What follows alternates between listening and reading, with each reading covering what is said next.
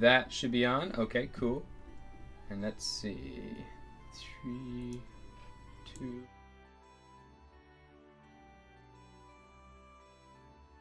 Hello. There we go. Hello, everyone. Hello. Welcome to Into the Multiverse. For anyone who doesn't know, Into the Multiverse is a series of D&D campaigns, all set in the world of Gostar. And this one follows the story of the Beta Questers. So we haven't played any D&D games for quite some time. It's been about a month since we played with the Beta Questers. And I guess to do a quick recap, last we left off, the whole world is burning and demons are spreading out, destroying everything. They were setting fire to everything. Lucy, who is a Fey Lord, she's a red dragon, this 100-foot tall gold woman who can turn into a dragon. She was terraforming the whole world so that it was all this fiery hellscape so that demons could thrive there. But recently, the Beta Questers, you managed to find a time crystal and teamed up with a group known as the Chronergy, who used this really powerful time crystal to erase a single point in time, which was when Lucy started terraforming everything. So the world is now green and lush and beautiful again, or whatever it was before. And after that, you kind of all retreated to David's Tower.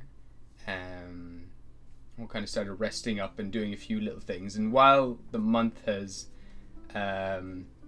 passed, we've had just a few small little mini sessions with what your characters have been up to in the tower, just for this little bit of downtime.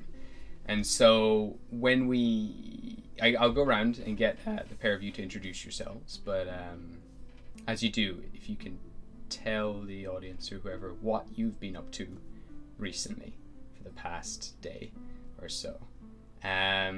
Okay, so we'll start with yourself, Patema. Hey, I'm Patema, and I play future Patema, who is a cyborg from another dimension. And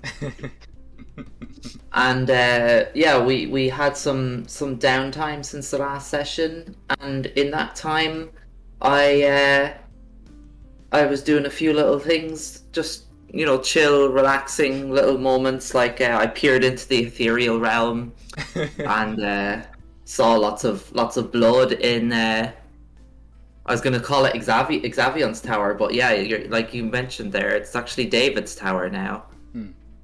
I keep calling it Xavion's tower. I do the same. And I also had a bath, which is a staple of Beta Questers. You gotta have a bath. I was joined by Mira, but I'm sure she'll go into detail on that, and the weird shit that she did in the bath. And I also went to Rimgroff, which is the Watcher Tower in Jotunheim, because I needed to speak to a dusty old turtle about some legends of the creation and history of Gostar. And while I was there, I spoke to an alternate reality version of a member of PB Rebellion, one of our other streaming groups. Because all the games take place in different realities. And in this version, Rael was there. And I asked him to help us in the fight, and he said no. Not yet. No, they're taking care of too many people at the moment.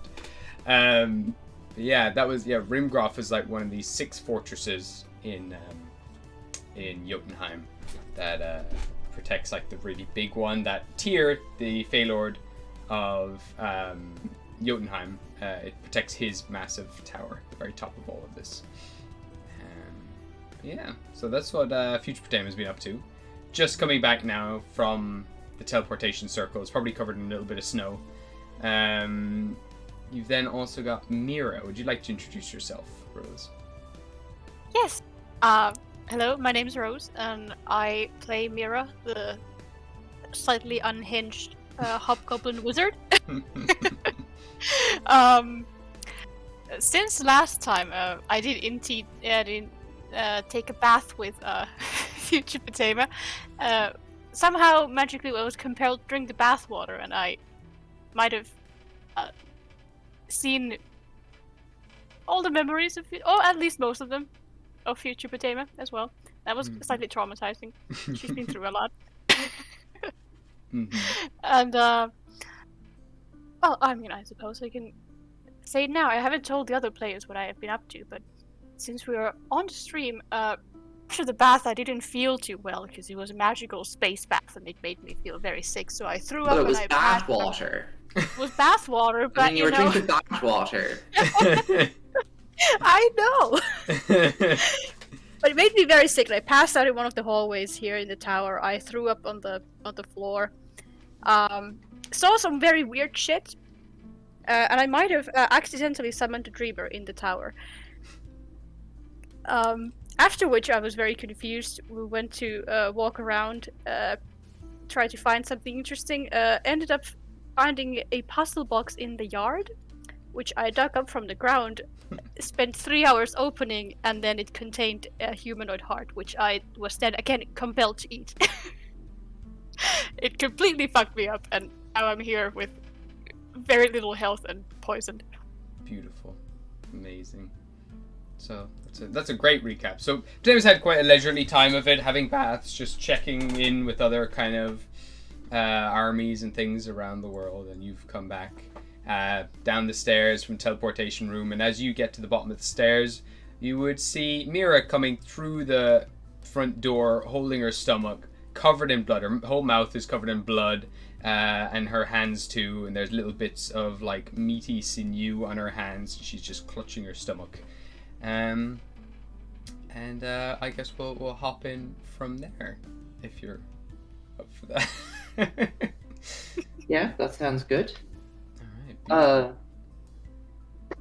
right. Mira, are you okay? Just kind of burping as I walk to the sofa. So I'm not really. I will be. I just need to sit down for a moment. I might have thrown up in a few places. I'm sorry if you step in vomit. There's a few patches of bloody vomit here and there. Unsure if it's Mira's blood or if it's belonged to something else, but there's quite a lot of it in the tower itself. And you would also simultaneously, at the same time as all this is going on, you're just starting to hear stairs, like footsteps coming down, like bounding down the stairs, of an angry David, who's hurrying down the several layers of the tower as fast as he can.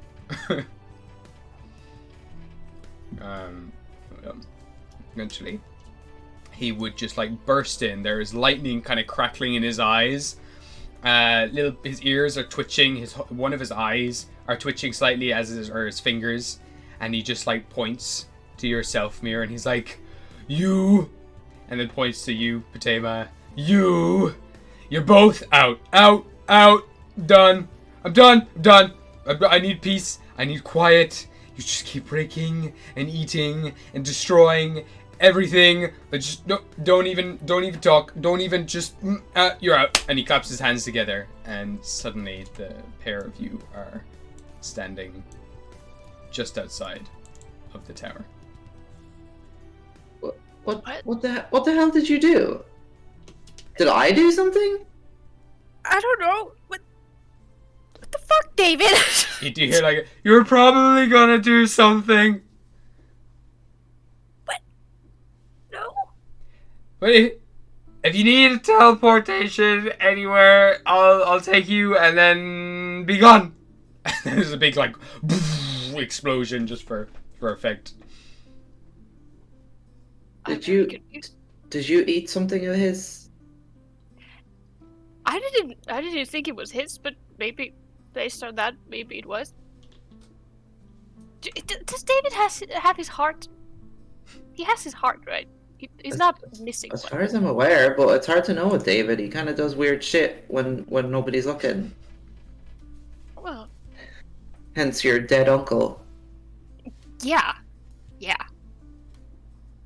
Well, I found okay. a random box outside. There was something inside it. Okay.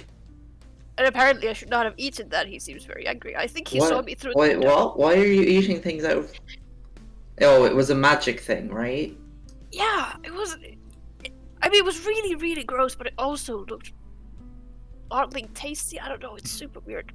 I don't want to think about it. I think I'll throw up again if I do. Did you see her coming from inside the tower? Shut up, David. Okay, I mean, I can't really fault you on eating hearts. I've been there. Okay, well, I guess David needs some time alone. Yeah, But we're in the middle of fucking nowhere. he said he'll teleport us. Where are we going? Well, do you want to go see your friend? Oh, Malagrath? Not a very good- Where? I've never been to Kula. Yeah, it's like I don't even know where this tower is located in, so I don't know how to navigate there. But I have been there. I could ask Stephen. Who? The unicorn. Oh, Maybe he can bring us to this place. Is it far from here? I Hey, know I there's- wouldn't know where Kula is, would I? Give me a history check. And as you're thinking as well, a stone is like tossed out of one of the windows. A little blue stone, gemstone kind of bounces on the grass and has a few runes written on it. Just use that if you want to go somewhere. One trip. I'll pick you up wherever you are afterwards. Just need some space. I rolled a 10. 10. You probably wouldn't have heard of it, no. This is probably your first time hearing about it. Okay, should we just use David's stone? guess it's Oh, best. I mean, you need to use the stone. I think. Yeah, I think you need to know the place. Yeah, well, I David needs to always know the place when he goes somewhere. Yeah, no, that should be fine. I was actually, I kind of thought we're gonna go in there, and I thought we were just gonna take his army, but I mean, David's not coming with. Amy's wherever, and I'm not well. But Do you need to go to? Do you need to see a doctor first? I have no idea. Or you could go to Tavenlock instead if you need. I mean, sure, it's fine. Maybe I'll have to use it, or Did you eat the whole heart? yeah. My tongue got stuck to it, so it went from there. Okay. Well, hopefully that's like your fill of weird magic shit that you're putting in your mouth for a little while. Oh yeah, I feel very, very full. But I mean, we can go. I'll just maybe be a bit more strategic about stabbing him. Do you need those swords or anything? Or What? do you need For somebody who stab needs it. some alone time, he's very he's very clingy. I just he just like throws a bunch of these weapons out the window. Like the one blade Oh. kind of sticks into the ground. It's got like kind of like a spectral hilt to it. The other one he throws out is a golden blade that sticks into the ground, and it slightly, like a few little embers shoot off it as it makes contact with the ground. There you go. You can eat them if you get hungry. No! She's fine. I'll just take them for now. It's okay. We can go, but also I guess David said he'll take us back if need be. So if things get too difficult, then we'll come back and try again with more people. Don't worry. We could take care of it. And if Malakrit, your friend guy, gives us any issues, we can just summon meteors on his house. If you're up for that. I don't know Oh, if I you're... always am. Okay, cool. Let's do it then. Bring us to this place I've never been to. Oh shit! It's not a very nice place. Don't look at things in the eyes. Just a Now recommendation. look at what things. Anything. And it's Okay. outside the castle. They're not very nice. Well, I go pick up the Pick up the the teleportation teleportation stone. Okay. Where are you envisioning in your head? I'm envisioning the spot where I first met Cedric, like way back when, like his door. Okay. Perfect. Okay. So right in front of the door. So not the castle, but Cedric's place. Okay. And roll me a D100 and let me know what you get. Okay. So you've been there once. That's 11. Oh no. Oh, 11's bad. You're supposed to Really, roll, really you're supposed bad. to roll high. Like, You're supposed to roll high. even if you were very familiar with the place, it's not. Or even if you'd seen it, no. So, Not Call of Cthulhu rules here. yeah. Let me just. It's okay. We can just be in the woods outside, I guess, right? That's. Oh no, you said it's dangerous there. Oh well. He has that weird fucking mist that makes you lost. It's okay. I can see everything. Okay. Oh, it is true. As you both of you like twist and distort and start falling through time and space. You guys are both tumbling through the stars at the moment, knocking off each other, slapping into each other. These tentacles start to wrap around your vision, and again, all of a sudden, you are falling several thousand feet in the air before the teleportation stone starts crackling and spurting again, and then you're bamfed again. Give me another D100 roll. And Okay. also, wait, first of all, I will get you to make a concentration check. Oh.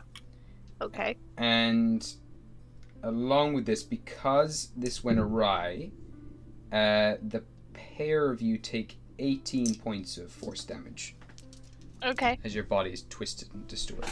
So give me a concentration check. I rolled an 18. 18? Oh, you're fine. You managed to focus, you breathe, you focus in on where that place is again, and roll me the D100 again.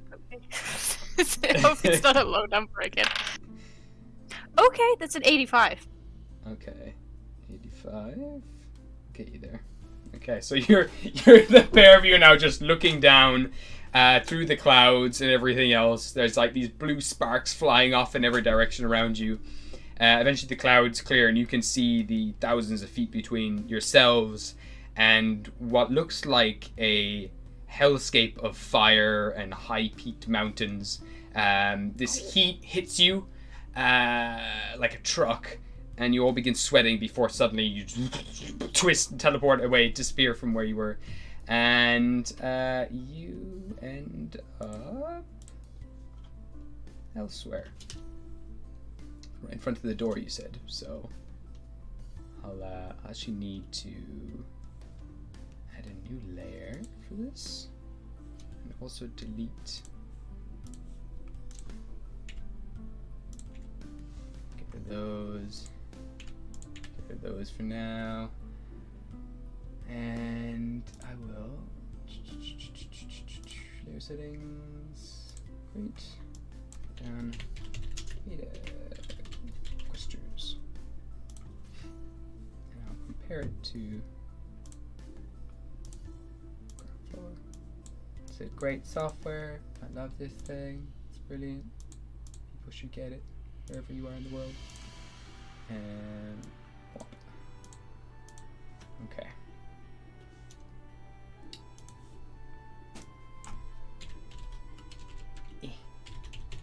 So you know what?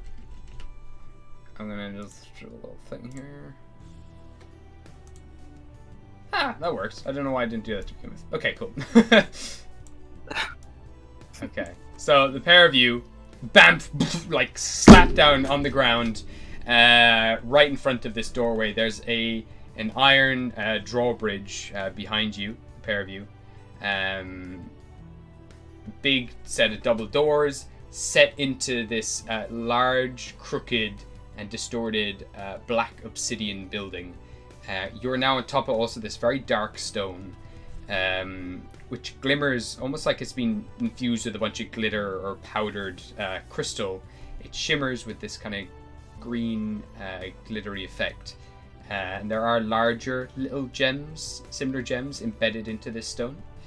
And along with that, there is a green glow coming all around you. from the waters just below this large rock that you're on top of. Beyond the drawbridge, there is a large wooden bridge that crosses over a large kind of moat. David's not here. David in the background.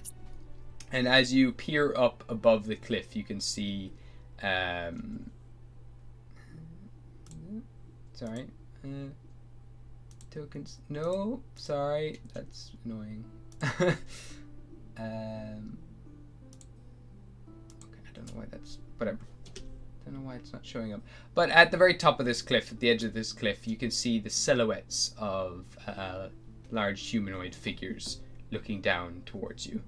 And one very large creature stands hunched over on all fours at the very end of this bridge. I don't know why none of them saved here, but go back and I'll put them down again.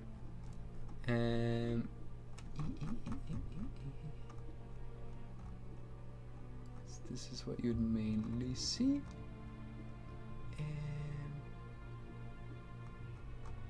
Okay. Oh, you can just see a very large hulking figure there. It's fine. I'll just say that much. Sorry.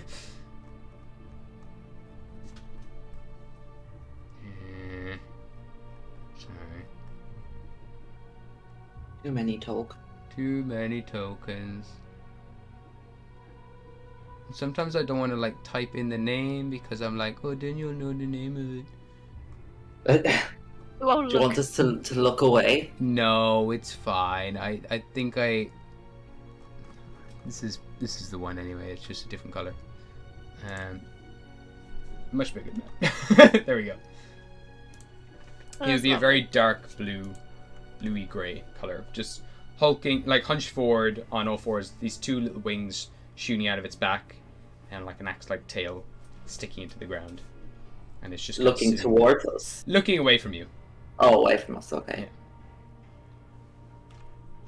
Oh, okay. That was a bit different, but we're here, right? Is this? Yeah, I think so. Slightly different from what I remember, but it was also like 8 years ago. So. Oh wait, is this the place? And I'll knock on the door. All right. Oh fuck. So you knock on the door, and eventually, the door creaks open, and you see a beautifully wrapped creature or humanoid, in white porcelain bandages, come to the front door. Just looks at you. It has its entire face is covered in bandages, and eventually you hear a voice calling out from behind it, and it's like, who is it, Theodore? Have we guests? Oh, it's him. The mummy Hello? kind of looks at... Are you Malacreth? The mummy kind of just shakes its head and gives a wave. He's like, "Oh, Theodore, please!" And eventually the mummy's like pulled to the side, and you see now this very tall, muscular man, very dark skin, standing there in a kind of black silk gown, like dressing gown, where he's kind of pulling over his like very large chest. Half his face is covered in a very similar stone to what this tower is made out of, this black obsidian stone, very kind of angular and jagged and geometrical. Goes down, right down his face, his neck, and then into his shoulder. You can then see one of his hands is made up of the same stone, and in the joints where the fingers would meet, there is nothing. There's just floating space, free space that glows with a green energy, and all the joints of his fingers, all the kind of parts of segments of his fingers, kind of clack off each other, and just float there. Where his eye should be on that stone, there is just a single glowing sphere of green light, which matches his very bright glowing green eye on the other side of his face. He's got a beautiful set of white teeth, very long black dreads, and then where the stone meets his face, there are these kind of glowing green stitches holding it all together. He looks at the pair of you, and as he then turns to the mirror, you just see this big grin slowly come across his face, and he just has like the biggest, happiest, jolliest smile on his face. It's like, "You actually came!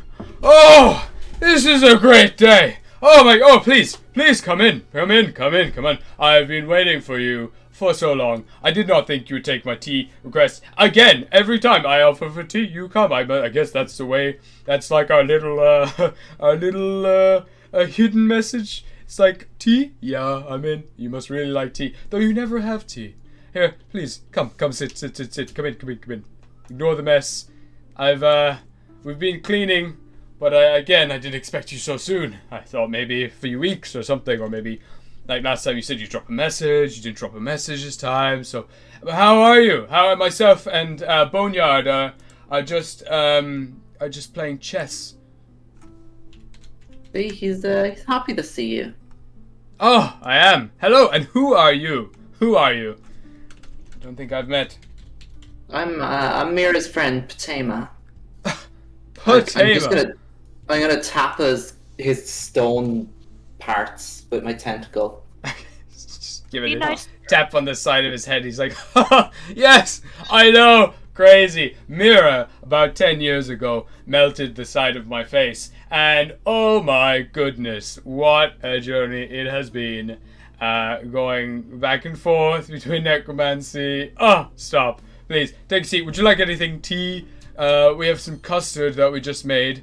The boys, they've been improving their baking skills. Can I get you anything? What would you like to eat? Yeah, that sounds good. Yeah, custard? You want some cake with the custard? We have a few pies. We have an apple pie or a rhubarb pie, if you'd like. Okay. Yeah, bring those. A bit of both of those? Okay, but bring the pies in. What are you doing? Frankfurt. Go get the pies. And you see the mummy kind of turn very awkwardly and head off into another room. Just trying to get a token here. For Boneyard. There he is. Why is he so small? You then see there is a very large skeleton who just seems to be a mashup of loads of different skeleton parts. Some of his limbs have like way too many joints than they should. His stomach is just filled with skulls that all kind of turn towards you and just look in your direction. He's like, don't stare, Boneyard. That's rude. Okay, it's Boneyard up. This is the guest seat. Here, Patema, take a seat. And Boneyard kind of stands up and rattles over and sits on the edge of a stone bench to the side. We'll finish our game later. And he just throws the chessboard off to the side. And just gestures to the seat. Please. Mira, come in. Don't be standing out in the cold. What are you doing? Come on. You catch the death. Get. Oh. Sorry, I'm a little nervous. Come on, Mira. Okay, you just stand in the doorway. Okay. I'll take the seat he offered me. Alright, let me sit down. Really nice kind of leather chair. Kind of a little sunken in some parts. But it's nice enough condition. He sits in his one. You can see that there's wearing in the arms themselves, where his hands probably have been rubbing over time. Don't mind the bed in the corner. That was Cedric's. He's gone now. He left. He went off to do his own thing, all that, and whatever. But how are you, though? I know you left in a bit of a huff last time. But you know, I have created enough protection for you, as I said I would. I've gone ahead with the project anyway, and I have to show you all about it later. I just look at Patema like this man is insane. Eventually, one of the mummies comes out with a tray with some pies and puts them down on the table and has a jug of custard and gives you a little dish with a fork. The dish is perfectly clean. The fork is kind of small and slightly bent, but he gives it to you anyway. It's like, oh no, better forks. Get the good forks. Go, Jeremy, please get the other forks. Thank you. Okay, so he goes back, brings you another fork, drops it on your plate, and starts slicing a couple of slices onto your plate, and then pours a bunch of custard, pops it down, makes his way back into the kitchen. Just kind of stands outside the kitchen, waits for any other orders. Will you have any cake, Mira? No, I Nope. think I'll throw up. Okay. Well, it's actually really good, but okay, no problem. Jonathan, please, I'll have a slice of the rhubarb. Just forget his name changed. Goes over and says, "Oh, they don't mind, but they just, I can't keep track of them all at this stage. I'm pretty sure this one's Jonathan, though." Hands him a slice of cake, and he starts munching on it, kind of flicking his fork around the place. "So, do tell, what have you been up to?"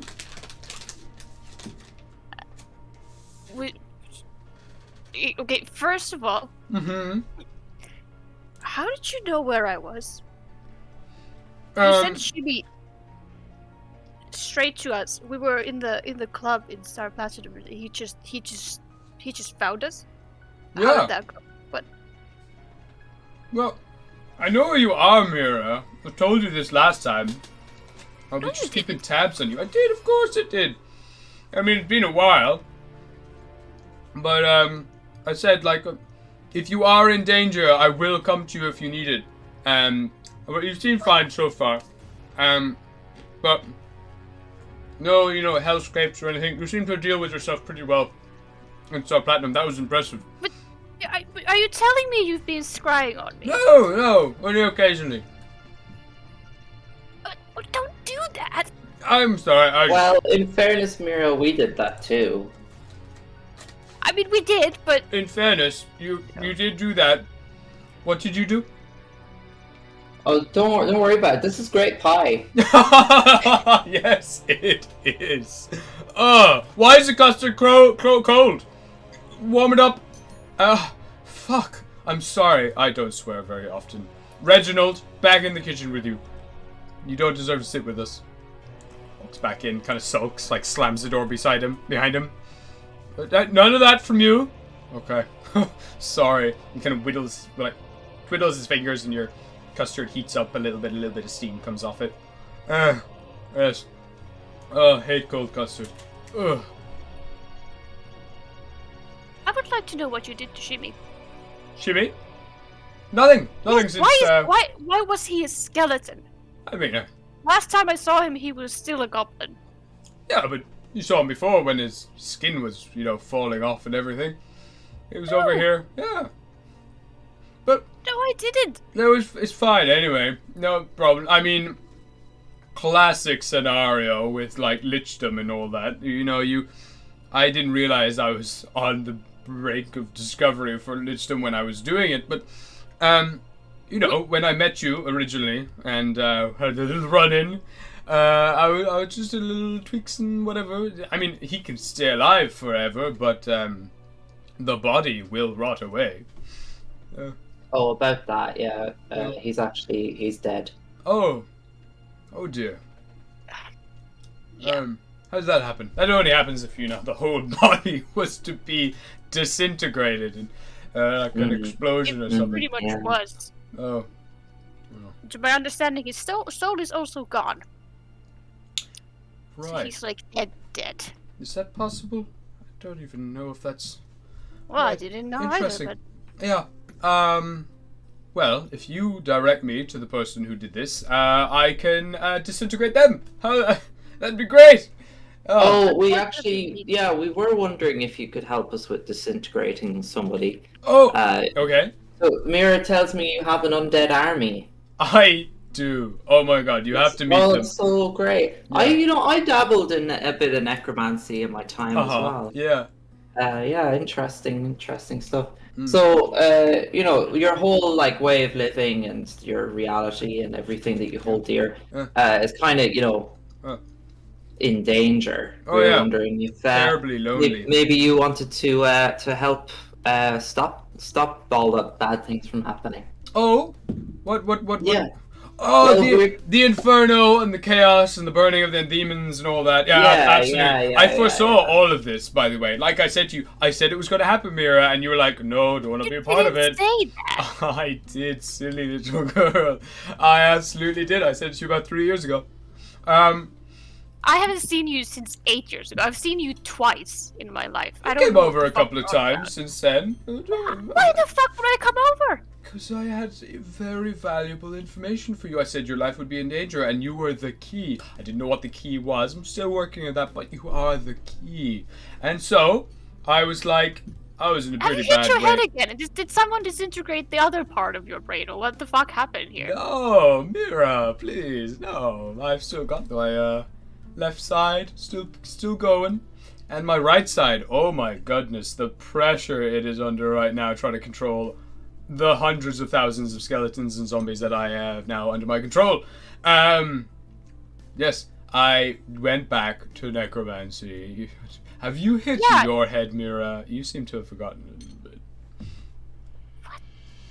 Anyway. Why did you were very specific about necromancy being the root of all the evil. Yeah. I'm still not very convinced that you're actually that nice of a guy, but you very specifically said that necromancy was Yes. the wrong path for you. And Absolutely. you would never touch that shit again. And Oh, here we are, no. you have a fucking army. I have an army and it's great, but I wouldn't really consider this necromancy per se. They were already alive, the majority of them. They were kind of existing here anyway. I just kind of, tapped in a little bit. Some of them, like, Reginald and Bobby and all of the others, like the ones in the pretty bandages, who I did dabble a little bit. I just kind of got into it again. I couldn't stop, when I saw them all there.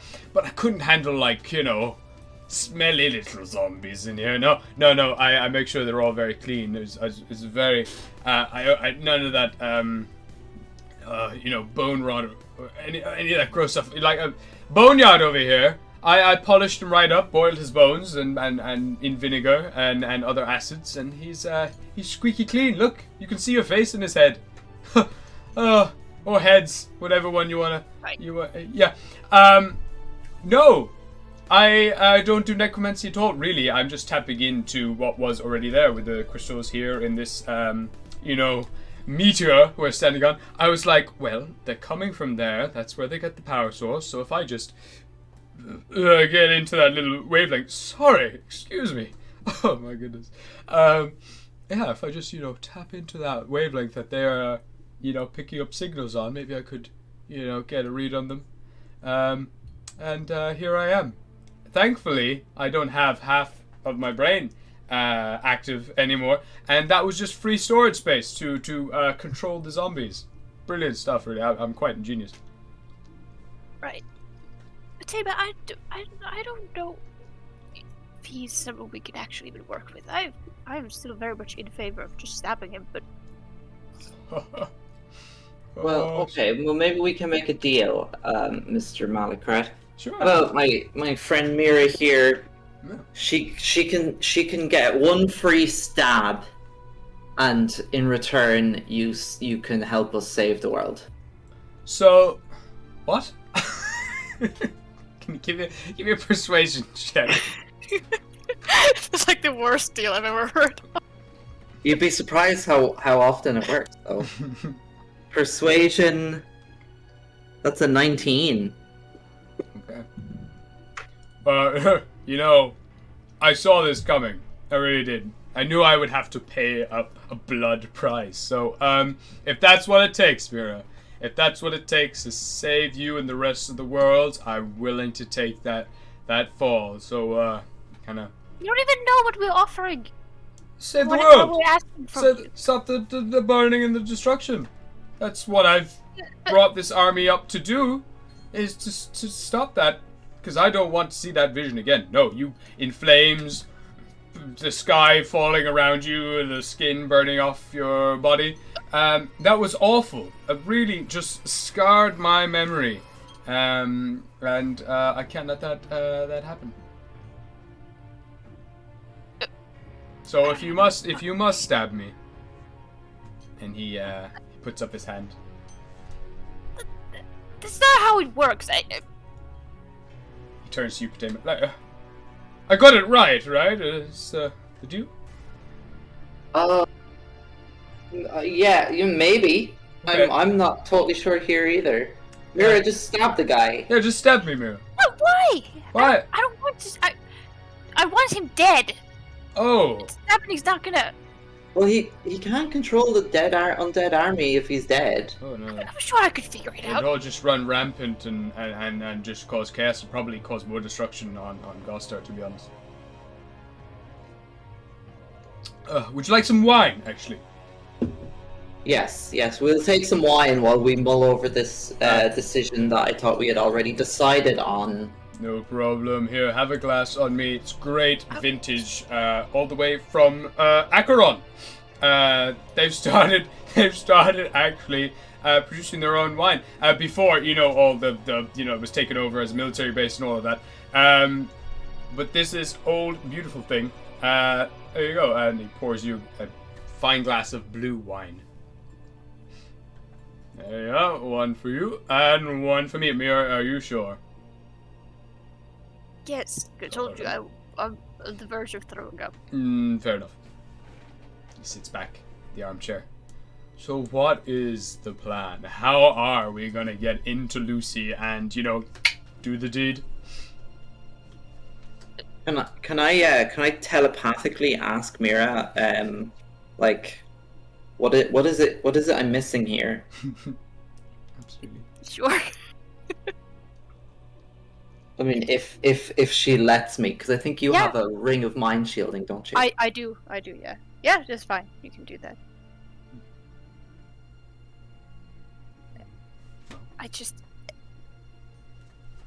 The man's fucking evil. I don't understand what the fuck he's on about. Like, he acts like we're friends or something. We're not. I don't trust this. It's very suspicious. It's not fine. You think this is fine? Very clearly insane. Well, I mean, my only experience of this guy is that he's just let us in and had tea and wine and cake and stuff. Do you want to maybe test him and see if? Are you worried he's in cahoots with Lucy? I don't know what the fuck he is. The only experience I have with him is him trying to kill me. Oh. And now he's like, we've been friends for the past 10 years. Oh, delicious. Well, he doesn't seem to want to kill you now. Well, no, that's what... It makes me even more suspicious. Okay, fair enough. How would we test him? Well, we bring a little bit of Lucy's army here. You could do that. Yeah. Look, you distract him. I'm gonna go find somewhere inconspicuous to to do a little magic. Okay. Okay. Yeah. Yeah, come on, just I know you don't like this guy, but let's just try play ball, just try and figure out what's going on here. Malipre. Yes. How is the pie? Actually, this wine and tea and cake has gone right through me. Where is your bathroom? Oh, right up this. Do I have a bath? I do have a. Yeah, right up the stairs and to your left. Okay, cool. I'm gonna head there. And while you guys hash this out, it seems like there's a lot of history between you two. Maybe you need a little space. But Bone Guts, maybe you could give him a little space too. Hint, hint. Give me a persuasion check. Oof, that was an 8. 8. You see, Bone Guts kind of just like fold its arms and just kind of like look at you with a little bit of suspicion. And he's like, "Oh, come on, Boneyard. He's fine. Don't worry. I can shut him off. I can shut him right off. Boneyard, power down." And you just hear doo doo doo doo. He just goes lifeless, sitting there. All right. You head up there and do your business. Take as long as you like. If you're not used to the blueberry wine, it's a shame. Anyway, enjoy. Okay, I'll go upstairs. Alright. Go to the siphon. So, Mira, here we are again. Oh, are you sure you don't want wine or the board game or anything? No, I slowly go sit in the chair that Potato was sitting in. Well, that is the first time you have taken a seat. We are making so much progress. Right.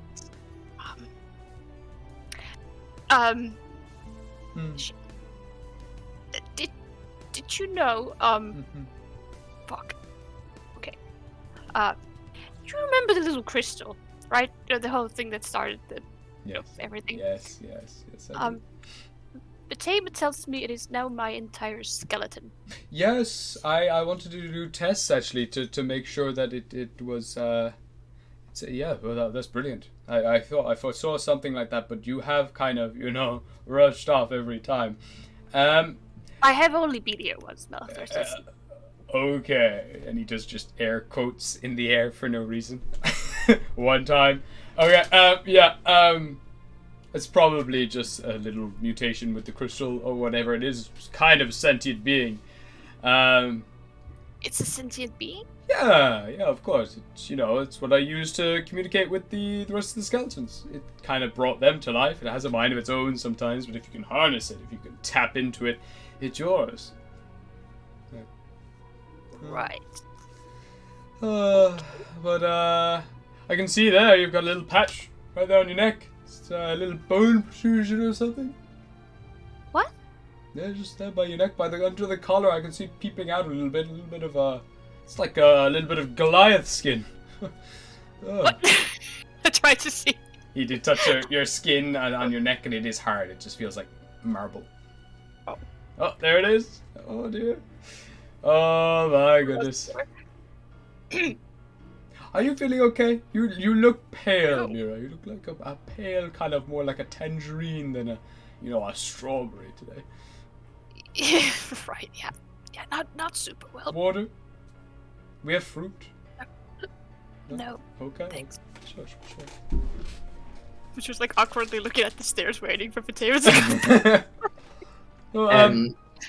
Can I look for like a vantage point upstairs where I can see out the front of the house, where the bridge is? Yeah. So out through a window or something.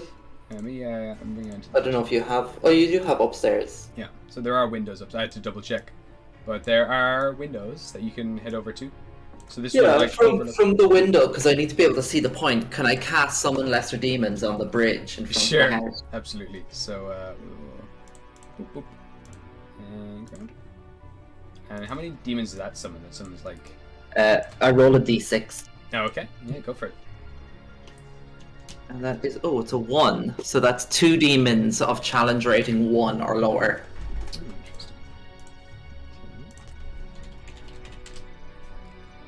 Okay. Say these 2 boys. Just kind of show up. Start looking around. They just kind of appear on this bridge and just start kind of looking around in this like black armor that's kind of cracked with magma all over it. They have their weapons kind of holstered and they're just kind of staring, looking up and down. And this huge demon just kind of slowly turns towards them. They kind of start backing up. They like start hissing towards this guy. Their eyes start to glow as this demon slowly just flies up into the air and then lands back down on the bridge.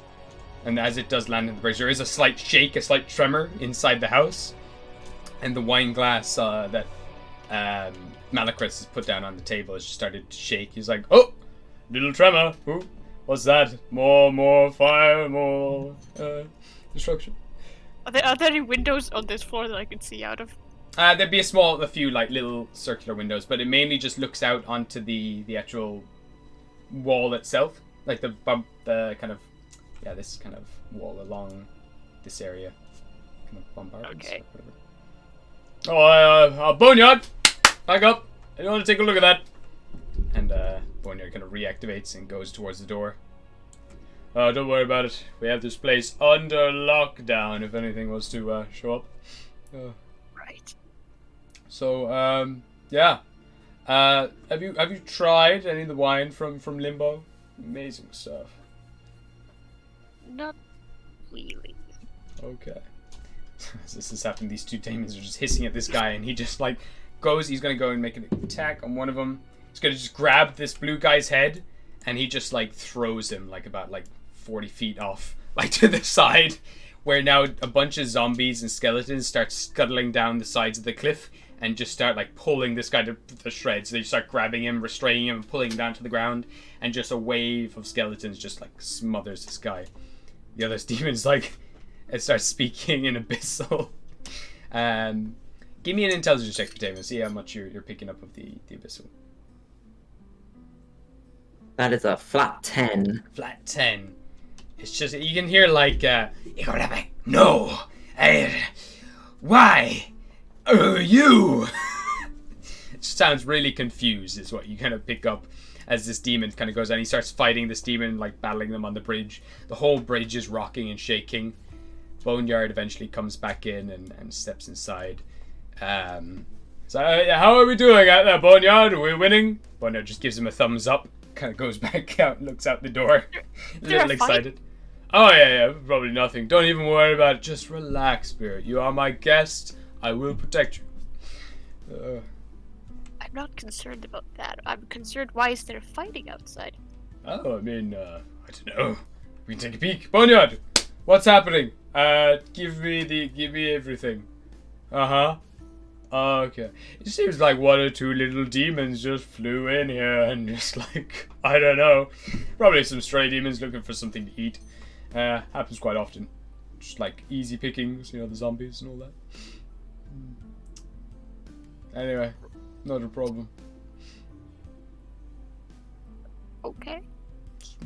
Little teeny slice of pie.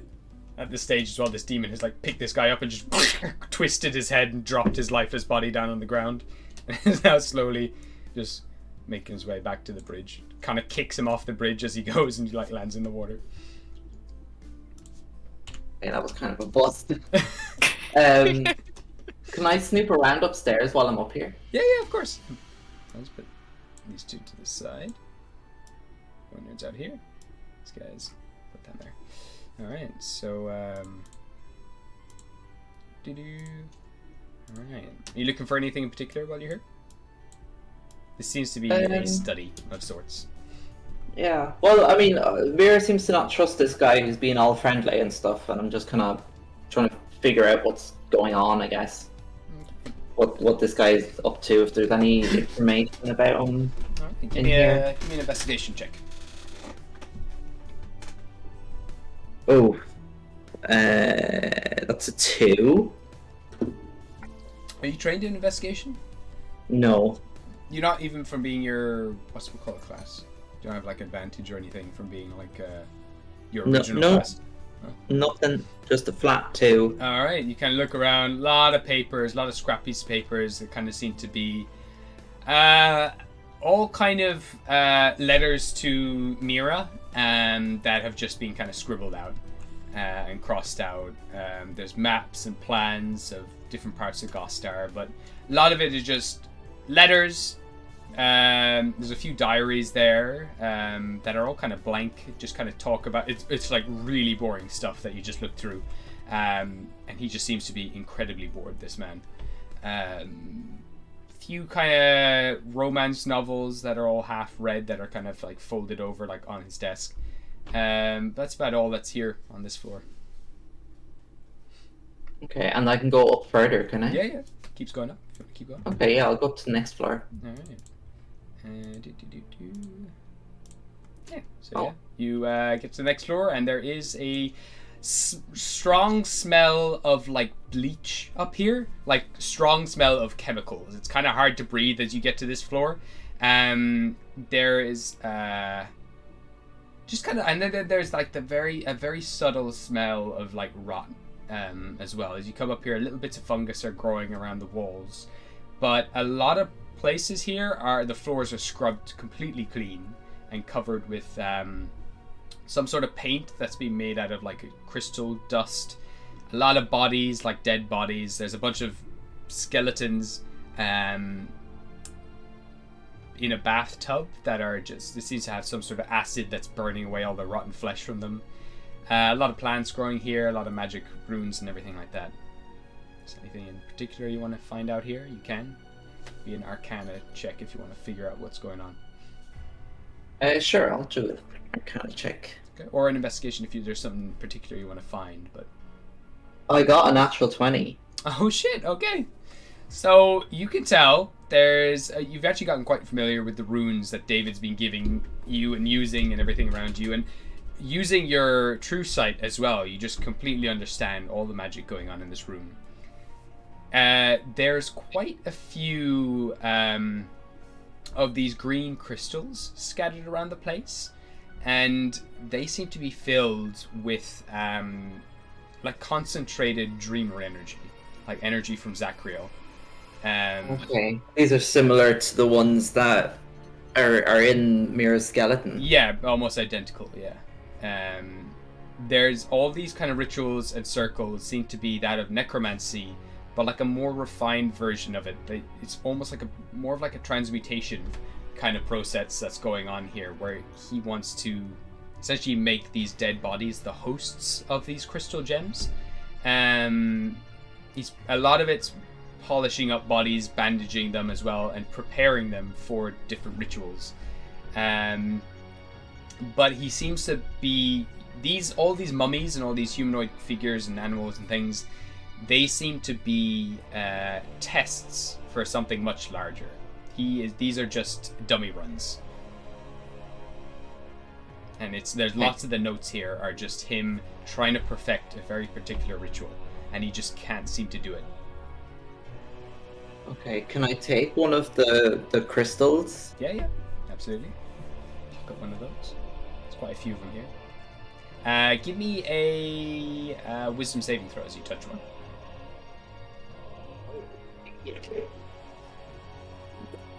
Wisdom saving throw is 14. You just feel this like a blade going, like a cold icicle going through your temple. You feel the presence of the dreamer just kind of like grabbing hold of you, and it just says, Patema, Patema, Patema, Patema. What are you doing? And your whole body freezes in place. Can I surround it in the black mass? The crystal? Yeah. Yeah, give me because you're completely frozen, your whole body's frozen right now, give me a charisma check to try to will the black mass. Charisma check. That is a 6. 6. You try, and it moves incredibly slowly, and it is slowly going around the crystal, but it's going to take a bit of time. Your nose starts to bleed at this stage, and one of your last open eye begins to drip, as does the slit in your forehead, and your closed eye just all start to bleed. Your hearing starts to sound like it's underwater, and you do feel like this cold hand on your shoulder. You can't look around to see them. Don't mess with this one, Patema. Or it won't just be you. We'll have to feel what I'm capable of. I'm trying to help you. Let me help you this time.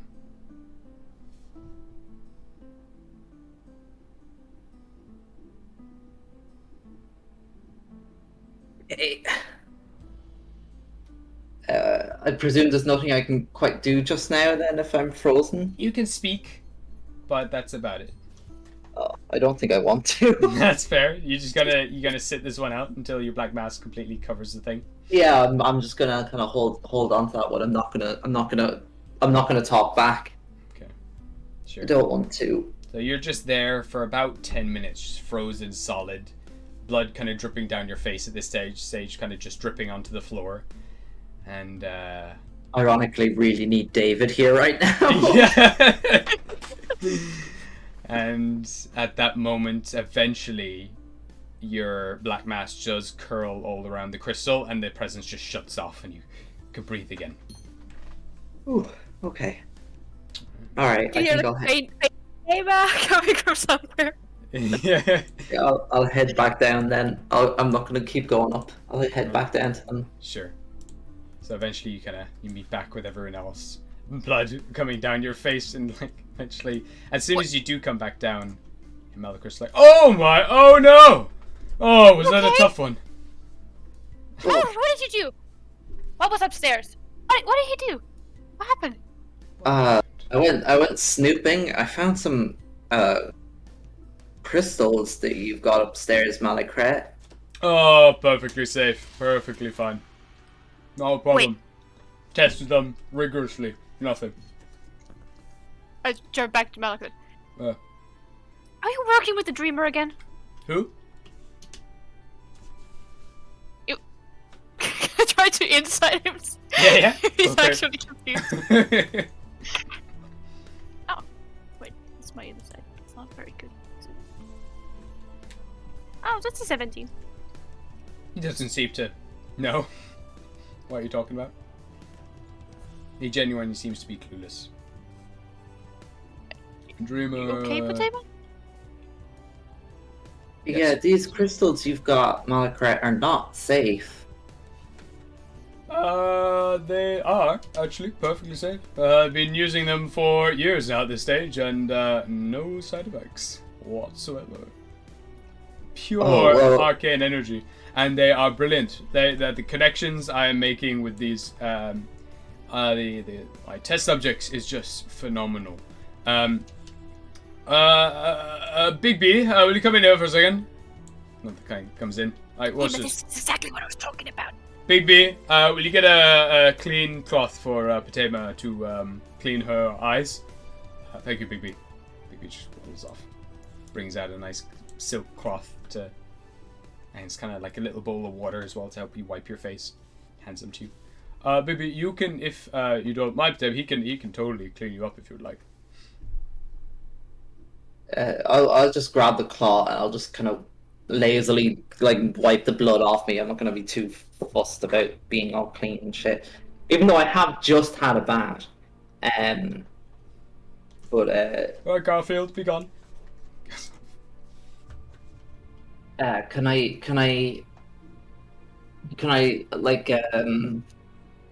drop the crystal out of the black mass onto that table in front of us? For sure. And he's like, yes. One of the gemstones in this meteor.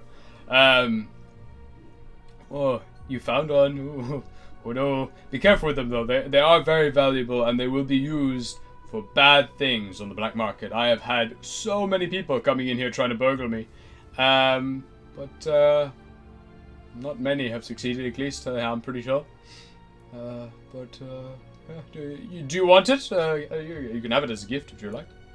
No, touching that is what made me bleed from my everywhere. Oh dear. Oh, that's very strange. I go take a look. You take a look? Yeah. Are you touching and probing? What are you doing with it? Maybe. I don't know. I'll try to pick it up as well to see what the fuck is going on. You pick it up and you feel the weight of the power inside this little green crystal shard. It is just brimming with arcane energy. So you can tell at first glance. Malthus, these are really not things you should be using. Well, you know, powerful sources need to be used if I need to keep you and the rest of the realm safe. And not even just the realm, Gostar itself is in danger. Okay, first of all, stop worrying about whether or not I'm safe. I would say I'm pretty powerful at this point myself. I'm fine. Sure, but you could leave that for, other people to handle. You don't understand. I've seen you burning in a hellfire. I can't let that happen. I can't let the rest of that happen to the world, Mira. I don't mind what happens to me, but... What kind of nightmares you have, Malakrith? I don't... This is no kind of serious business. Dreams are powerful things. Especially reoccurring ones. You had these visions in dreams? Yes, yeah, almost every night. Mira burning in hellfire, and, world on fire, and then Lucy, rising from the flames, and the only thing that I can stop it is using these crystals. Right. I've already got several planted in my mind to allow me to control the you have hordes. this in your head? Yes, of course. How else was I meant to, telepathically connect with the rest of the hundreds and thousands of zombies and undead that exist in this here city? I think it's quite genius. Okay. I think I see what you mean, Mira. Yeah. We have a dangerous idiot with an army. You have a dragon! Oh, saw would a you like dragon. to see the dragon? Is that why you're here? No. Okay. I will show you the dragon. Here, come on. Come on, we'll go upstairs. Does your friend want to see the dragon? Do you want to see the dragon, Fatima? Okay, show me the dragon. Oh, I knew it. Alright. He's fucking insane. Would you like to come up and see the dragon, Mira? Yes. Okay. Oh, I'm so excited. Okay. Let's go. You head up the tower. Of the first 2 layers, get to the 3rd floor, eventually the bedroom. He's like, oh, sorry, don't look here, not clean. And then eventually takes you to the roof. He's like, okay. So just find a place. One of the mummies comes up, I'll say, just for the sake of it. Find a place to, settle down and enjoy the view. Alright, here we go. Yeah, sits back and kind of climbs on top of one of these big trees on top of this. He's like, I've meant to be cleaning this tower for the roof for ages. Originally, I had it kind of hidden here, so no one could find the body until I finished with it. But he goes by the name of Blackthorn. Lovely guy, really nice. Walter, wonderful gentleman. He passed away quite a while ago. I brought him back, and now we work together on this little project of ours. And he brings his hand to his temple, and eventually you hear now this like ear-shattering sonic boom of kind of like a scream, and this huge skeletal figure appears overhead, and kind of flies into view, suddenly halts in the sky, and its fleshless wings start to flap as it slowly lowers itself down onto the roof. You see green energy start to spiral around the body as it now all the bones start to shift and change and reshape themselves almost like a transformer into like a smaller figure of a humanoid skeleton, which then flesh begins to wrap around, and you now see in front of you. He's not here, is he? No. Okay. A very dark-haired man, black scales going up. Did you not name his token? No, I didn't. But yeah, black hair, black scales going up the side of his face, and he wears a dark suit, black shirt, black tie, and then a trench coat over that. I'll use this. Kind of lands down onto the ground, kind of throws his very soft, sleek, silky black hair back behind his head. His eyes, though, are still incredibly draconic. They are like bright yellow with slits in them, and you can't help but recognize Patema, the likeness that he has to Titus. Titus, yeah. You would even notice it, Mira, even though you haven't been around Titus very long. It's very obvious that he is like a younger, smoother, more polished Titus with longer hair, more of like a less rugged as well, a prettier kind of daintier version as well of Titus. Is he wearing shoes? No shoes. Even though he's in like a full suit and everything, he wears no shoes. And he lands down very gracefully, floats down onto the ground and says, hello everyone. Nice to meet you all. Mira, I've heard so much about you. It's an absolute pleasure. And he brings out his hand towards you. Charmed. Absolutely, truly. Malekuth, how are you doing, my friend? Kind of wraps his arm around Malekuth's waist, kind of pulls him a little closer. He gives him a kiss on the cheek. So, On which cheek? on the stone cheek. Oh, So you're going to introduce me, Malekuth? Who's this one? Malekuth's like, oh yes, this is Patema.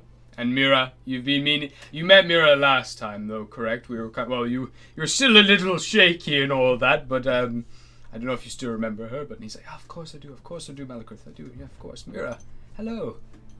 We Man, yeah. have never met. I'm sorry. What? Kind of looks at you a little confused, but kind of shrugs it off. Well, She was a little like this before, wasn't she, Malachite? She's like, oh yeah, she was. It's fine though. She's just a little shaky, I think. So, who the hell are you? My name is Walter Blackthorn. It's a pleasure to meet you. Very long time ago, I used to run one of the cities just south from here. My memory. Hold up. Orkyle was the place. I used to run it. Orkyle, yeah, Orkill or Orkyle. Yes, I used to run there, and then I believe I was hunted down and shot, and Malachith brought me back several years later. And here I am, happy to help and save this place that is my home. Right. You look familiar. Have we met? I was going to say the same to you, but I don't think we have. Peculiar. You're absolutely ravishing, I must say. So, Malachite, you just got a dragon friend flying around here. Oh yeah, he's kind of helping me, manage the numbers and all of that. And when we strike our attack, he'll be the front lines. Give a real impact. He's both my ace up my sleeve and kind of my only real companion here for the past I don't know, 5 years or so. Kept me company. And Walter, you are comfortable taking on Lucy's army? Yes. Taking on Lucy? I mean, yeah, I feel like she poses a huge threat right now. I feel like we have to do something. But I mean, I even though we have a lot of numbers and they can keep coming back, I'm still wary if it's gonna be enough, but we'll see. If we can get a good elite force, even to make a distraction outside the castle while the others can sneak in, maybe we have a chance. But I do feel like I keep trying to insist to Melkert that we maybe need to expand our forces. And there's only so much that he can handle with the undead and everything, so maybe we could reach out to other groups out there if there's other people who were fighting for the same cause. It was only a few days ago that the whole place was burning, and now it's perfectly fine, so maybe it is easier to get to other survivors if there are any out there. I'm sure. You don't have any kind of allegiance to Lucy, with you being a dragon and all? No, I'm not to my memory anyway. I've always kind of been my own person. Over the years, I have kind of learned, remembered all my old memories before I died, and I think when I died and was a dragon, that was the first time I had ever turned into a dragon. I didn't know I was connected to the Fey Lords up until that point, and still have no real connection to them. So they are nothing to me. They're just, trying to burn my home and get rid of my second chance in life. So I'm happy to try and stop whatever's happening here.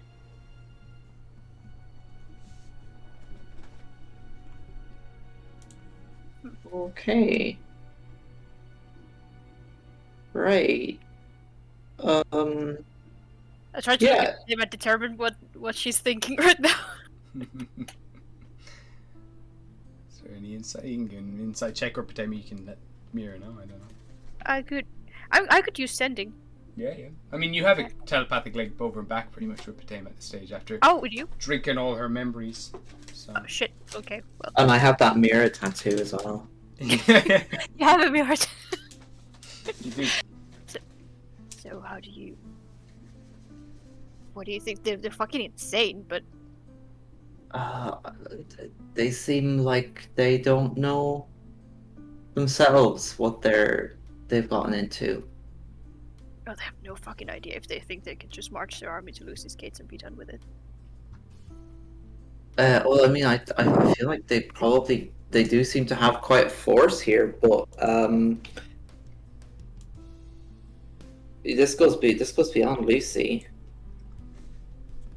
We are great. We are great, Walter. We're going to do great things. Just looking over the army all around now. I don't know if I can. I don't know if we can forge an allegiance with these people because I feel like they're gonna just. Once Lucy's dealt with, I feel like they're just gonna be. They're just gonna be enemies of ours. I don't think this is an allegiance that can hold up. Malachris, Yes. How are you? what comes after Lucy? Comes after. I don't know. I suppose my job is done. My quest, my reason for living. I don't know what happens after that. I suppose I'll settle down, go back and take up knitting again, and maybe start baking myself. Start a little business. Maybe a pie No plans business. in just growing your army? Well, I would assume that most of them would perish. I hope so, because it does take quite the strain on my mind, and I haven't the heart to take away their second life. So they'll go down fighting, and after that, I guess I'll put them all to rest. I think they deserve that. That's my plan, anyway.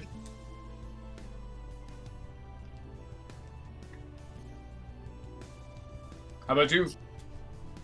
How are you doing? Are you holding up? What do you think? I know it's a bit intimidating, the undead, and I know I've said it before, necromancy is a bad thing, but I think with desperate times come desperate measures, and I feel like, if anyone's going to go down and be punished for all of this, it'll be me. My mind will just melt away. But at least I can do some good to maybe repair the damage I've done on this world. Maybe. It's my last shot to do something good.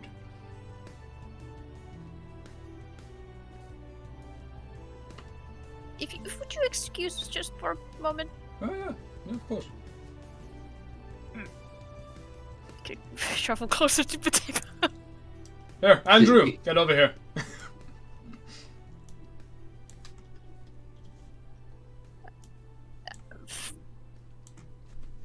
I don't know. I don't think we can ally ourselves to these people. I kind of want to just run over there and push this guy off the tower. You are the one who wants to murder him now? Yeah, well, that crystal.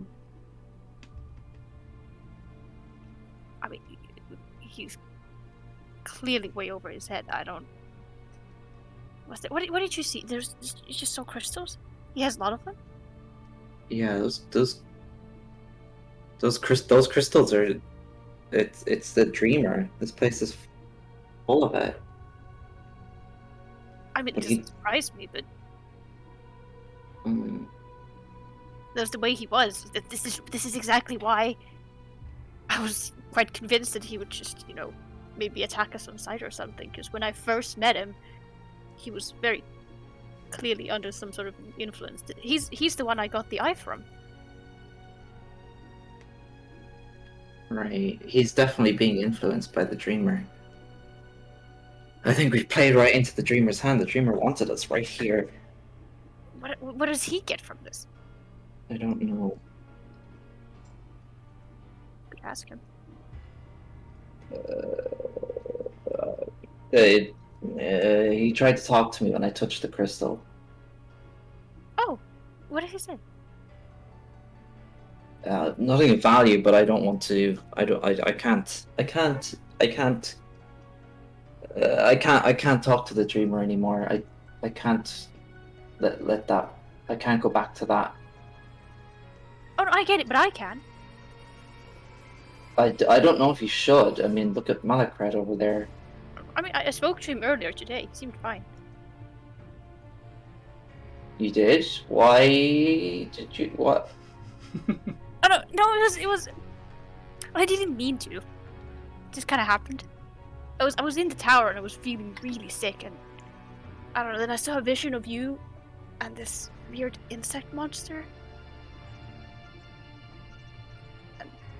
Ah, You know, and I don't know. And it just kind of happened. Next thing I know, he was just sitting there on my bed. who? The dreamer. Zachary, who was just there. What did he say to you? What did he want you to do? Nothing. He just asked if I'm okay and if I needed anything. And then when I didn't, he seemed kind of like I don't. Like a disappointed dad. You know, when you disturb them for no reason. And then when I Yeah. didn't need anything, he just left. Yeah, the dreamer is in no way benevolent, so don't mistake that for any actual nicety. No, of course not. It's just. But if we wanted to ask, I'd be fine with that. I wouldn't force you to do that. That'd be rude. No, there's not really much point. The dreamer's not going to say anything to you that's going to be helpful to us.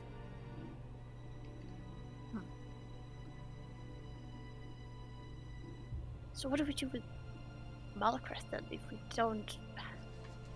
I don't It's a think. pretty sizable army, but I mean, if I walked over there and pushed them off the tower, I think we'd be signing our own death sentence. yeah, Walter's a fucking dragon. I don't think we'd walk out of here alive. Now that I think about it, I might have been overly confident before, but I am slightly doubtful now. The only thing we have going for us is that he doesn't seemingly want us dead. Yeah, I think the only thing we can do here is slink away and cut our losses. I don't think this is going to be beneficial to anyone. I got the impression that they're planning an attack as is. Whether we work with them or not, they're gonna try to. Yeah. You know. We're just going to end up back at their doorstep. But maybe that'll be easier after they've been clashed with Lucy.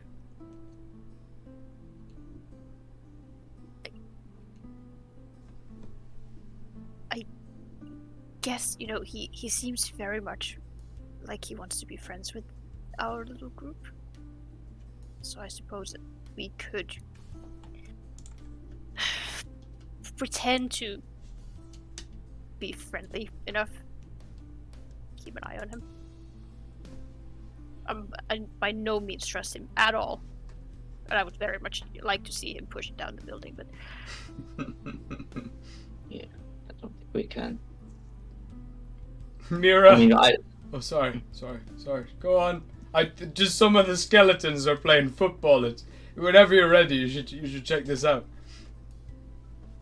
Yeah, he just seems to be like an idiot with an army. God, he really is. But I don't think he should be in charge of an army. But a dangerous idiot all the same. Fuck. And I don't. How did David say to give him a signal? How do we actually get him to pick us up? I don't know. Maybe can you speak to him in your head? No, he's too far away. I think I can't. I can send speak him to everyone here. But I'm just afraid that if we leave, they go ahead with their plan anyway. That they try to storm Lucy's castle, and that might have devastating consequences for our plans. And since it seems we can't kill him. I mean, if that was the end of him, that would be great.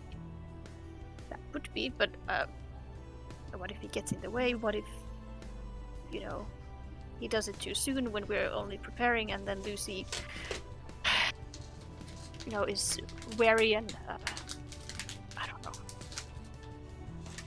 Or then he just loses control of the army and they start eating whatever survivors do left. I don't know what zombies do. Yeah, I think our hands are tied up.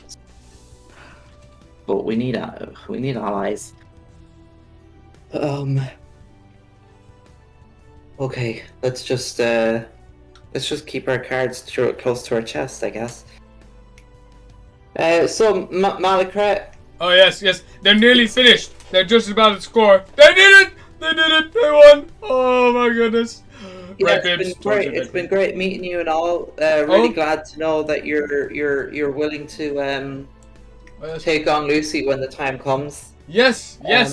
We could discuss plans, like trade notes, like when are you planning to strike, and are we going with anyone else, or do you think this is enough? Like, I know it's not a lot, and it's not super impressive, but do you think we could do it? Yeah, you go ahead and strike when you think the time is right, and we'll be right there behind you. Right, give me a persuasion check. Or a deception check. Don't know which one this is. I mean deception, I think. Deception. That is 15. Kind of looks at you and his smile slowly fades. Well, how about we keep in touch, and when you're going, we'll go with you. How's that? Oh, okay. Can't leave it too long before the whole place gets terraformed again, though. So. But yeah, we'll wait for you. Okay. Here, take this with you. There's a sending stone. Puts it in your hand mirror and puts his hand over yours. Okay. If you need me, just tune in, and we'll be in touch. Well, thank you so much for coming. I hope you enjoyed the wine. I hope it didn't upset you too much with the eye bleeding and all that. I haven't heard that reaction that people have had. Maybe you might be allergic to the blueberries in Limbo. But it's sad to see you go so soon. I thought we might have some tea with Walter over here. But hopefully we'll see you again. Yes? Maybe? Yeah, yes, we will. Okay, right. Please stop trying to scry on us. I actually don't think that's possible anymore. No. I did try, a couple of days ago, and you are just like a wall. I cannot get through there to neither of you. Even this one over here. Little bit of static. I had a nosebleed when I tried to contact her. Oh, my head was splitting. But anyway, safe home. Keep your eyes in the skies and don't get attacked by any demons. There's a few around here, according to that attack earlier, so just be careful if you're walking or flying home or whatever, or teleporting. Yeah, just best luck, and it's lovely to see you all. Right, just don't do anything drastic. Okay? No, only good things, Mira, only good things. Walter, come say bye to our guests. Walter kind of goes over and kind of bows again and takes your hand and kind of kisses it and bows to yourself, but Tame as well, kisses your tentacle arm. It's a pleasure. I will see you ladies another time, hopefully. Maybe we can go out for drinks sometime. We can go to one of the taverns in the nearby area, wherever you want. Local place, you choose it. We'll meet you there, and we'll be there lickety split. I can fly us over. Mach 6 or whatever the term. I don't know what Mach is, but flying, I'm very fast at. I'm very good. So I'll fly myself and Malcrith over wherever you want to meet up. We'll see you there. Okay. Sure. Double date. Also, Margaret, stop telling people we're friends. Oh, but are we not friends? You have come over for tea twice. 3. Oh, sorry. It has actually been about like 4 times. But we'll say 2. I'll consider we can be friends when you have some of my cake. How about that? Sure. Gives you like a wink with his one good eye. Okay. Right. All right. You look after yourself now, Beard. He kind of like just gives you a nudge on the shoulder. Okay. All right. Sure. Lovely seeing you. Lovely to have the company. Reginald, come down here. Say goodbye to our guests. And, okay. He just kind of gives a little wave. Okay. Can I cast sending to ask David to pick us up? You can. So, eventually there's just this burst of lightning. David kind of that goes down, kind of stumbles around a bit, and, like, takes both of your hands, like, gives it like a little nod, and bamps you back away. Oh. And you're all teleported back to the tower.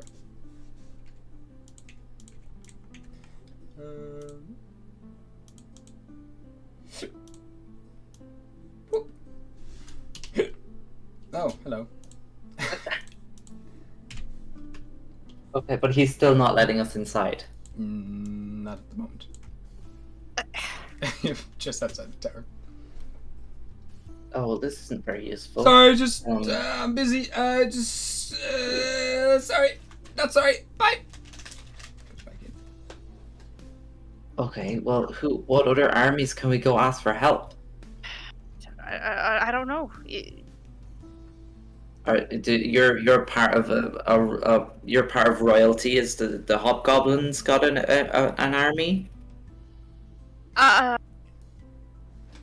Not directly, but I mean, if we really need, I'm sure we could figure something out. They like going to war, and if they haven't aligned themselves with Lucy, there's a good chance maybe they'd align with us instead. Okay, but where does your family live? Oh, in the Hobgoblin Kingdom, in the Thunder Plains. Oh, the Thunder Plains. Okay, that's kind of far away, right? Yeah, a little bit. So you spoke about Illithid? Oh yeah. Apparently there's like an Illithid kingdom in Limbo. I've never met them, but I mean their whole deal is like psychic damage and like they take over your mind, but I'm impervious to psychic attacks. Oh, I am not, but.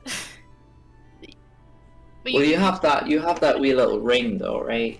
I do, but. I mean, if you're confident you could talk to them. I'm not, but I mean, No. we gotta find something we can do. We do. I'm just gonna put you guys in a different map, so you're not just outside of. Oh, okay. Yeah. Jeez. Wish Wait, I hadn't this one's used so my last dark. wish with the gins. Ah.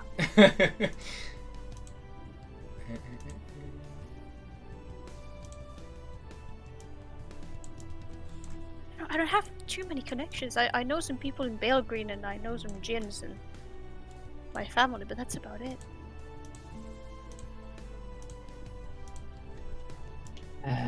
I guess we could ask Silverstruck, maybe? Oh? The Sky Dwarves? Oh, I've helped them out a couple of times. maybe. I've never met them, but I trust your judgment on that. Yeah, but with David locked away in his tower, it's kind of hard to teleport around the world. Yeah, it would be very nice if he would come out of his room. I can come out for like a few seconds. What do you need? What's wrong? David, can you send us to Silverstruck? Sure. Yeah, I can do that. And then you can go back to your tantrum. Okay, sure. He just puts his hands on your head and you both get warped. No. To Silverstruck, and you're now on one of the floating islands of Silverstruck. Shit. So this is it.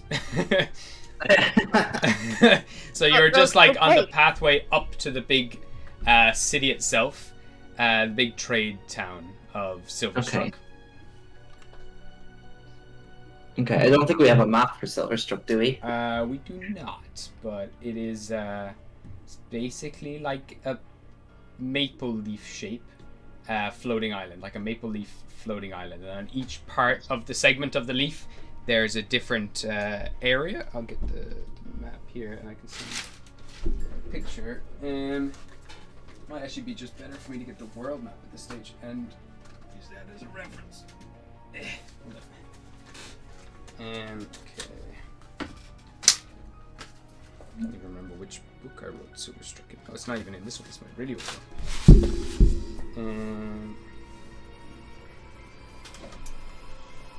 It's ominous music. Go to trade. Let me see the Veil. Multiverse.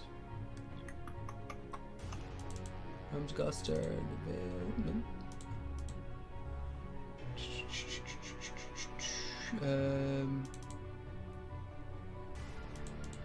Maps.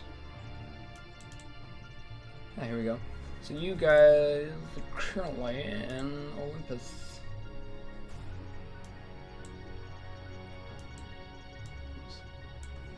So currently you're kind of like floating around here, and I will get a,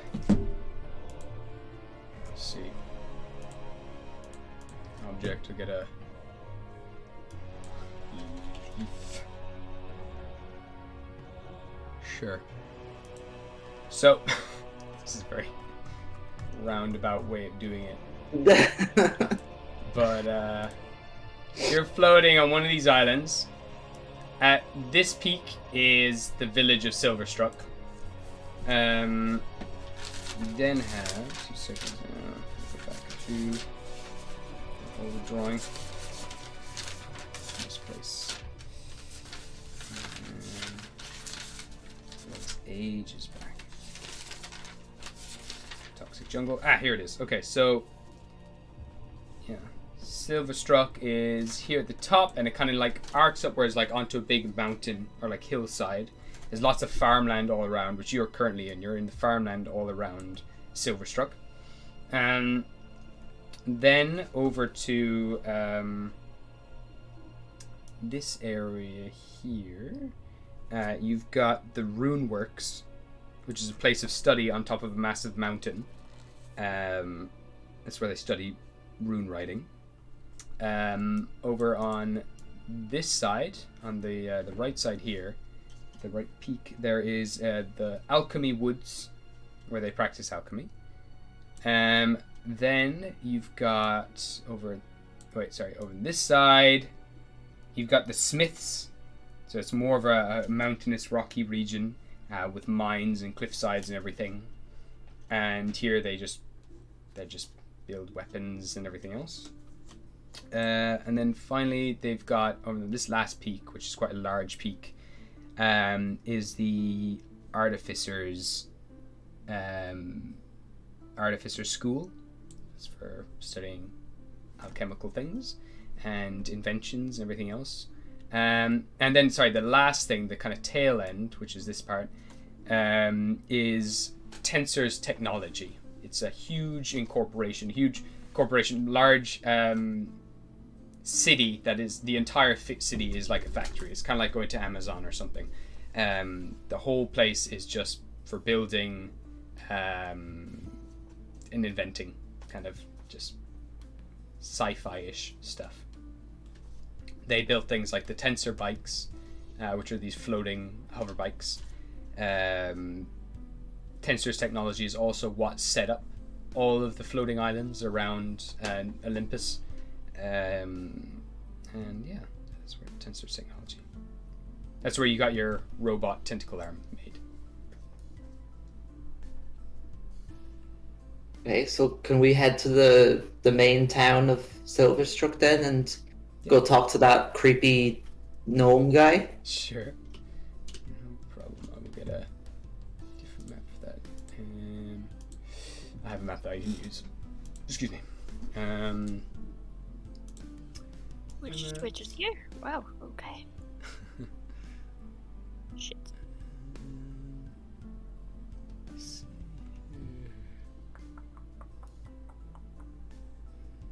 Bear with me now.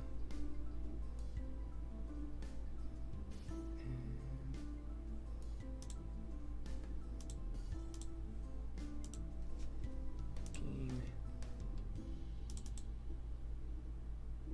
Maps. Veil. Nope, not that one. Sorry, I'm just trying to find the map for the city. Yeah, no worries. I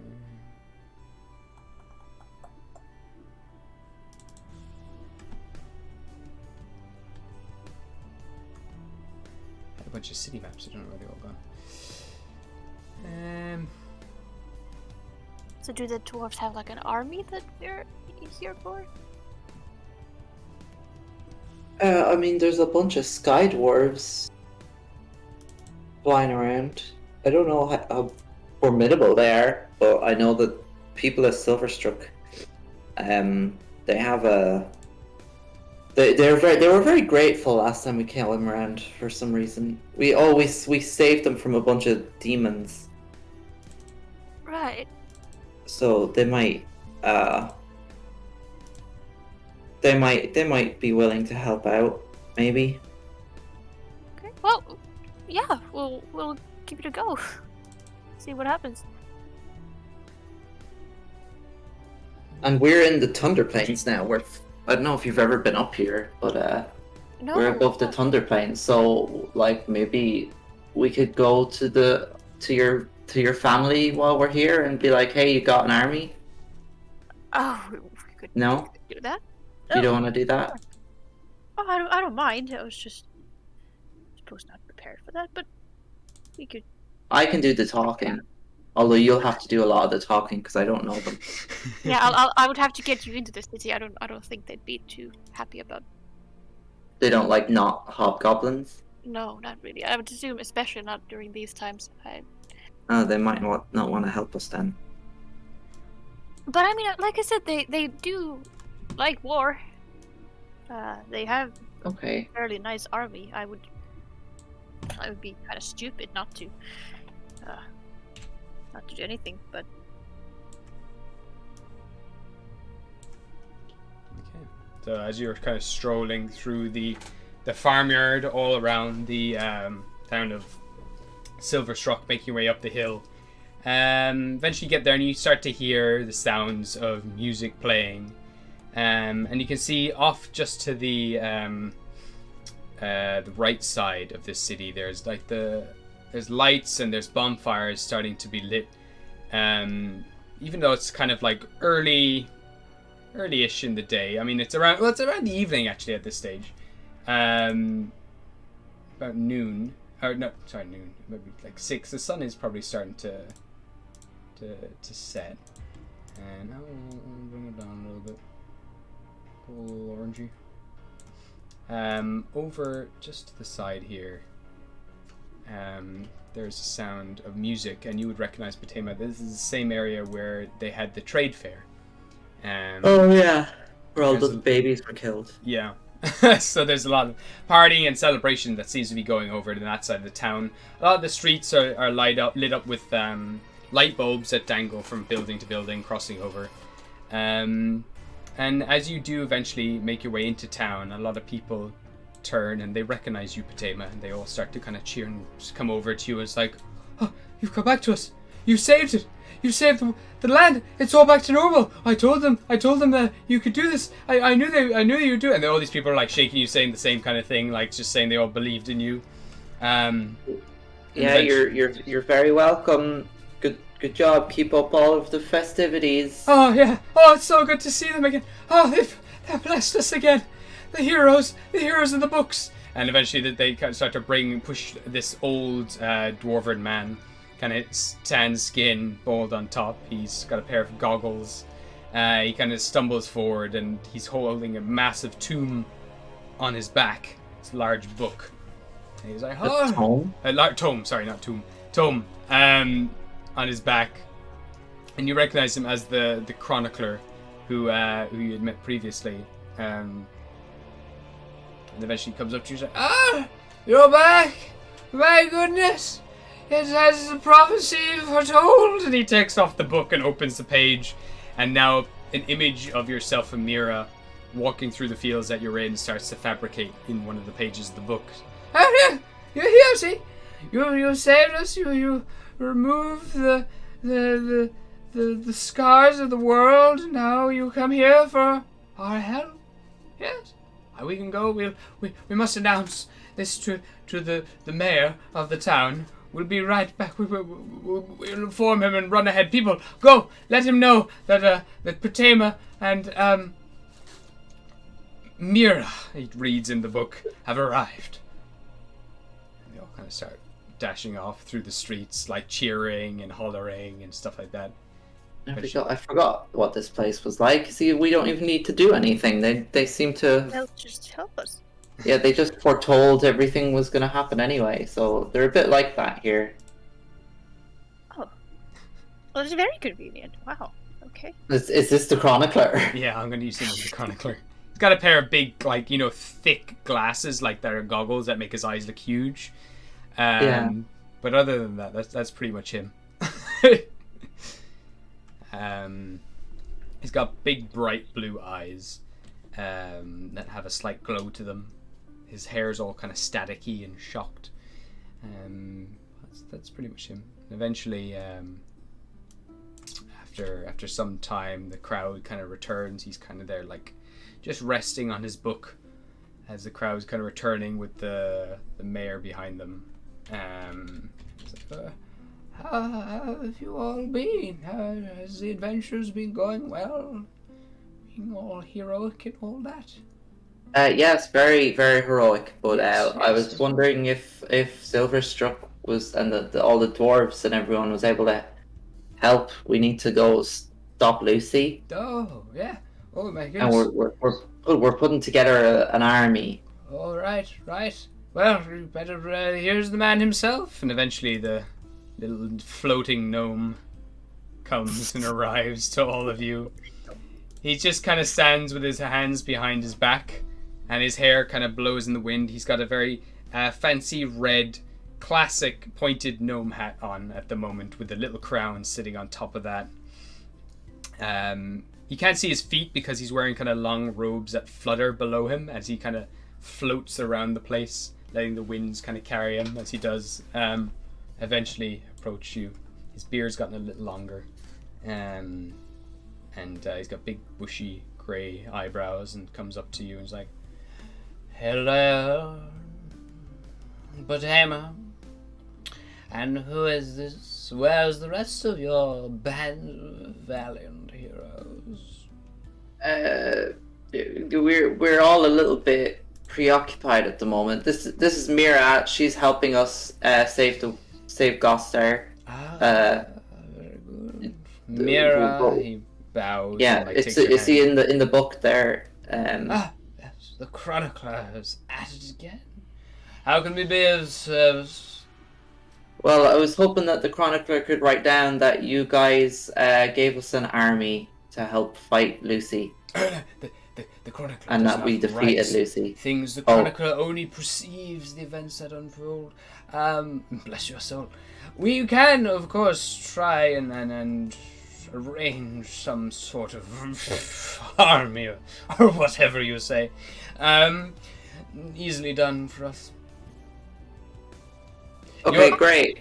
Yeah, with the morale boosted, people are more than grateful to be alive, and we're all trying to figure out what to do next. You just want an army? Is it an alliance? Yeah, well, yeah. So if we get some people, we're going around to factions of Gostar. It'll take some people- time, of course. Okay. Yeah. I would say. Yeah, okay. Yeah, I would say about 6 months, probably to gather enough forces, and the allies Well, what will do you all have come ready right now? Where are the the Sky Dwarves? Can they not just like? Squiddos need to be prepped with armor and weapons. And there's only we are not an army island, but we can prepare for war. Absolutely, it'll probably take something about 6 months to organize everyone around this island, put it all together, even get the Sky Pirates on board. There's quite a lot. There are a lot of islands around here. A lot of communication needs to be done, but we will. Once we push a few papers, we can maybe even get it done in 5 months or so, if things go well. Well, I mean, everything's gonna be destroyed by then. Ah, yes, that's true. Surely, I mean, as a kingdom or whatever you are, if someone was to attack you today, surely you wouldn't take 5 months to supply your army. Villages would be burned out at that point. Well, if the morale of the city and neighboring cities could be boosted in some way, possibly, we could do it in a matter of days. Great, let's do that. Sounds good. Would you like to attend we're attempting to re-celebrate the trade fair, if you would like to attend. Yeah, okay, let's do That that. will boost your morale. Absolutely, seeing the heroes just, waltzing around and telling tales of what's going on, and I'm sure that having them as special guests will do great things for the morale of everyone. Absolutely, yeah. Oh. We'll celebrate. Oh, it's excellent. So easy. Perfect. Excellent. Yes, if you follow me, and we will all be celebrating tonight. If you have some food with us, and just enjoy. We just want to enjoy your company, really. Okay, cool. Let's go to the fair. She is.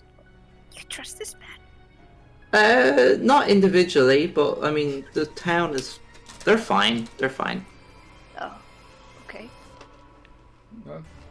Well, to the events. Well, let's go. He starts floating off, and everyone starts following behind him, and everyone starts chugging on your clothes with wide eyes and smiles, like, "Oh God, tell us what's happening in the outside world. Tell us is the place okay? Is it really green down there?" Yeah, it's pretty good.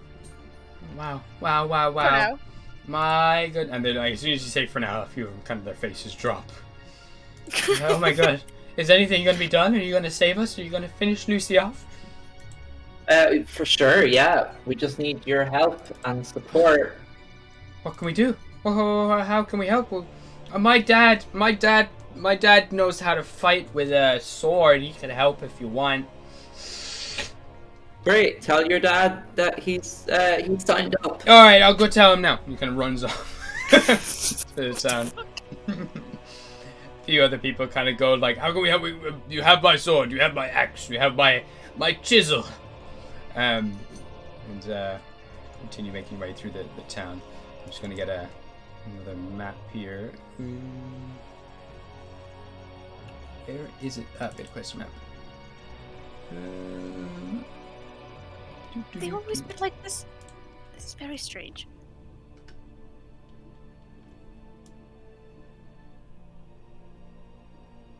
Nice. Very spider. It is. Oops. Oh, this map. Yeah, this map. So eventually you kind of make your way into the... Oh wait, hold on.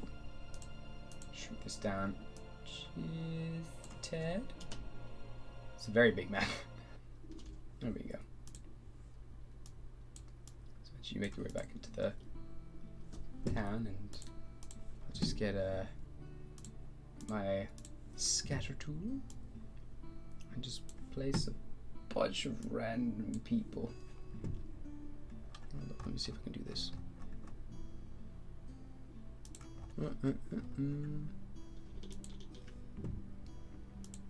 Why are they rotating?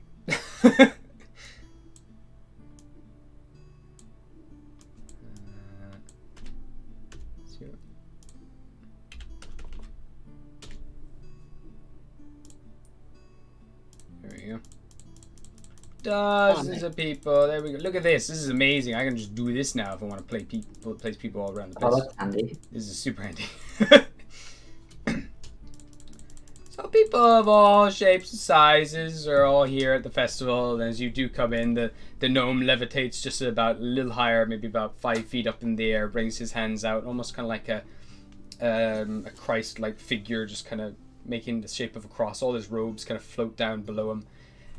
He's like, the heroes have arrived once again at this beautiful occasion. Oh, Can I give like a really over embellished bow and like kind of tap Mira to like follow suit? Like, come on, just made I suppose. Right, so the pair of you kind of bow, kind of like what's it called in El Dorado. They all start to like introduce you, and everyone just starts cheering, and you can see some people like just have tears in their eyes, and they have like different holy symbols that they're like praying to and thanking and everything, and they all just start coming over, bringing little bags of coin and food and everything your way, like throw flower necklaces around your necks. And they all just start cheering, and some of them just want to just stroke you, but everyone is just like awestruck by the rest of you as you all arrive. Just they feel like they've all been blessed by an absolute miracle. They don't know what's happened, but the world is saved and the world has changed, and they're all just speechless, and they just treat you as if you were deities. As the gnome announces that you are the saviors that have repurposed this land, resaved this land, brought it back to its true, beautiful potential. They have removed the flames of Lucy and her army, and they will be striking to the heart of her rotten core.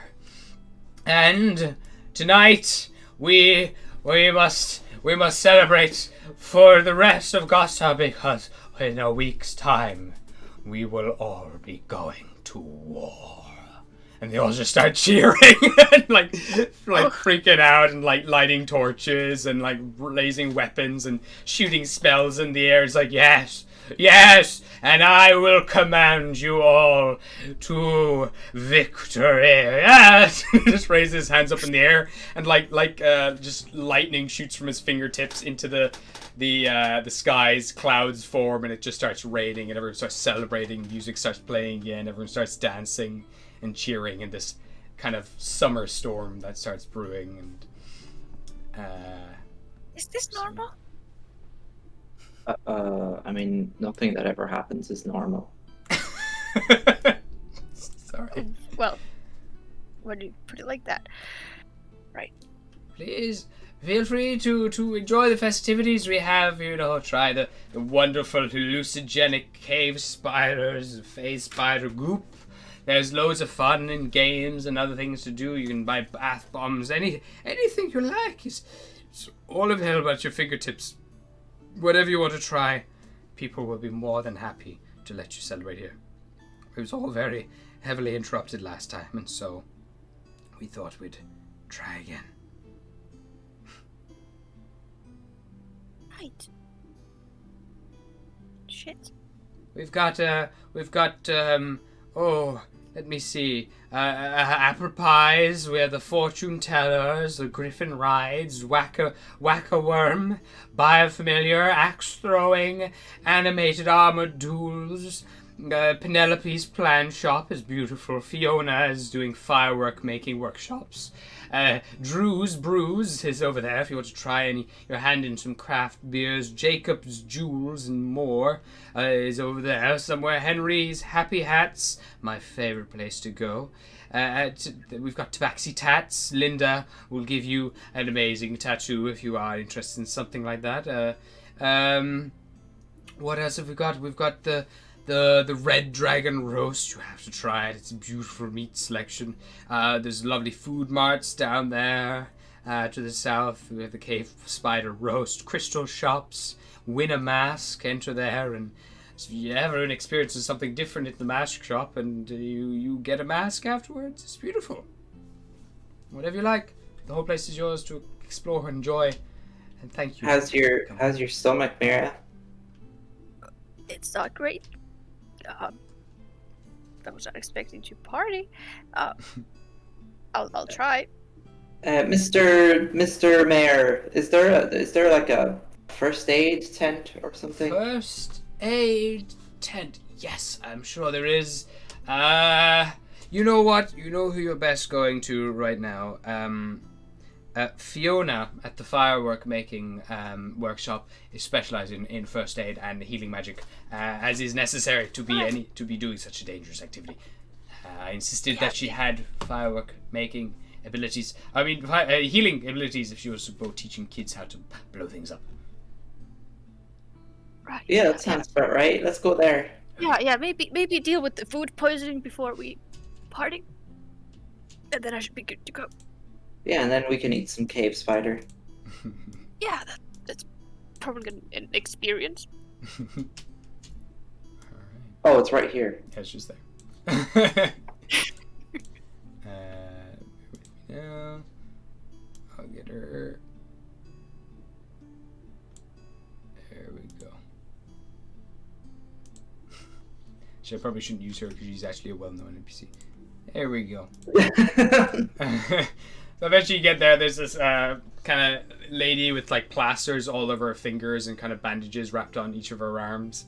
You can see she's covered in soot and she's just got like a large kind of cylindrical container that she's just scooping up a bunch of these kind of like little red gems and pouring them into the top. She looks over to you and is like, well, hey there, how's it going? What do you need? You here for the workshop? Hi, Fiona. Is it? We actually were told to come here because my friend here is not feeling too good. All right. Well, I mean, I'm here mainly to blow shit up, but what do you need? Do you want me to take a look at you? I can. I'm pretty sure I have food poisoning. Food poisoning. Don't mind the blood. I can do a little detect poison and things like that. Let's see what we got here. And she brings her hands together and. You see her palms warm up, and now there's like this red symbol that kind of glows in the palm of her hand, and she uses it to scan it over your body. And she's like, seems like you're not under any kind of illness or sickness. By the looks of it, you seem to be perfectly healthy. I can check a few other things if you want. Might be some sort of.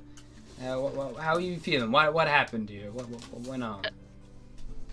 I think I ate something I should not have eaten. Okay. And it kind of felt like my stomach exploded.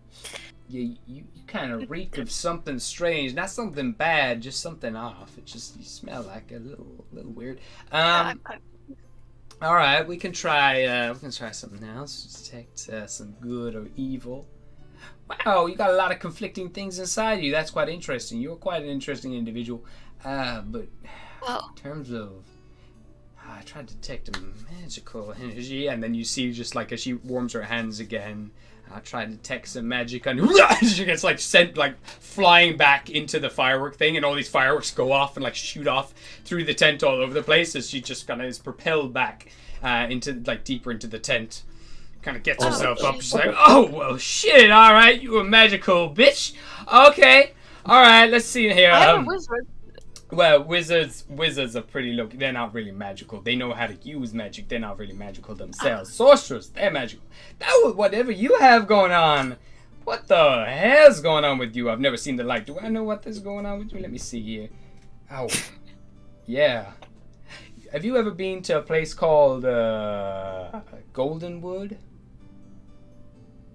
No. Never seen anything like this. I met someone from Goldenwood. I don't know what kind of people.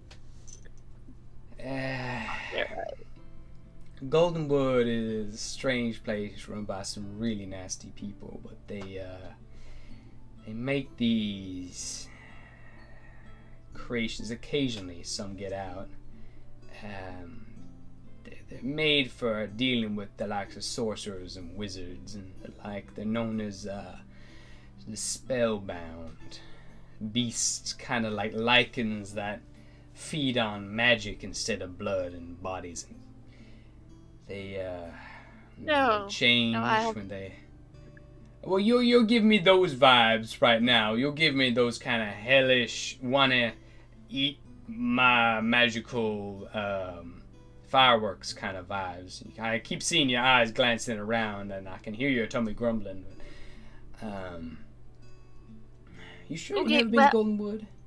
Well, I will admit, magic does seem awfully tasty out First sign of it. nowhere, but I have not heard of whatever the fuck you're talking about, though.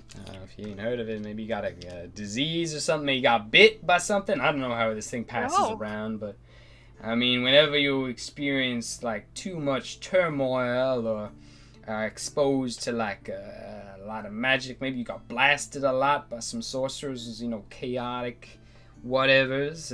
Maybe did you go on a ship in Bale Green? Were you in the chaos at any point? Did you go on like a tour guide to the chaos or something?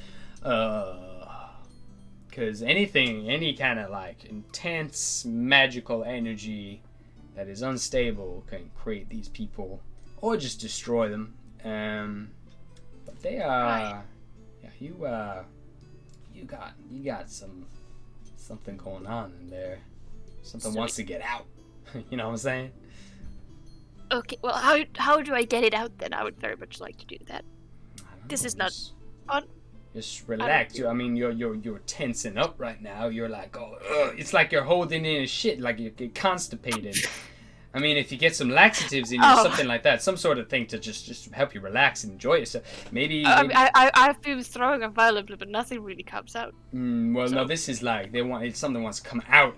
You know what I'm saying? It's just like very deep. It's like not like an emotional thing, not like a physical thing, like an amalgamation of the two, like this whole other side. Spellbroken. I got a natural 20 there, so I know everything about Spellbroken. So I'm rolling real well. They all right. So Spellbroken. Everyone's got some sort of. The people who don't die to the exposure usually have something else brewing inside them, like an alternate ego. You ever heard of like schizophrenia, that kind of thing? Things that are like repression, like you got a lot of repressed emotions in someone that eventually is going to build and turn into something completely different, almost a mind of its own. Like, the subconscious scary place, and when that's given enough food, enough nutrition, like you put it in a petri dish and you give it all that magical energy, it's going to take its own form, its own person. It's not going to be you. This other person, they want to come out. They want to be in charge. They want to be in control. What? And that person is in you right now. They just want to get out, explore the world, and you're holding them back. You're holding back a part of yourself that you're scared of. Now, I don't know why. It's not my place to judge this at all. But you're a scared woman. I don't know. You're scared of this person. You don't want them coming out. You're holding it in. That's why your tummy's going blah, blah, blah, all over. Yeah, if you just let them out, you accept them. They might destroy the entire world. They may not. I don't know who this is inside you, but if you can come face to face with this person and this side of yourself and embrace them, that's how you're gonna get rid of the heebie-jeebies. But anytime you start eating magical items, anytime you start eating magical spells, you're gonna give them more power. You're gonna give them more strength to come back and release that other side of you. After you go through this phase, go through this thing where you're not you anymore, where you're gonna let them out.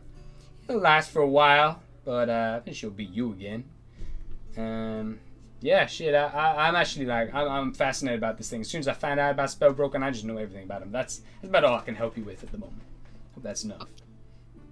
Anyway, I'm just gonna make fireworks. That's kind of my thing, is making fireworks typically. But all right, thank you, fireworks lady. Thank you. No problem. Come on, Mirror. Maybe we should get you something to eat. All right. Sure. Can I look around for like a magic shop? Yeah, sure. So there's a few places. There's which one is the closest to where we are right now? It would be there's a place that does so these three around here. This is like magical weapons is sold here. There's also a crystal shop, I think that is... No, it's up here.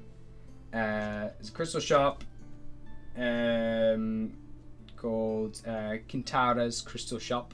There's a stall here for making bath bombs. Down here sells. Let me see.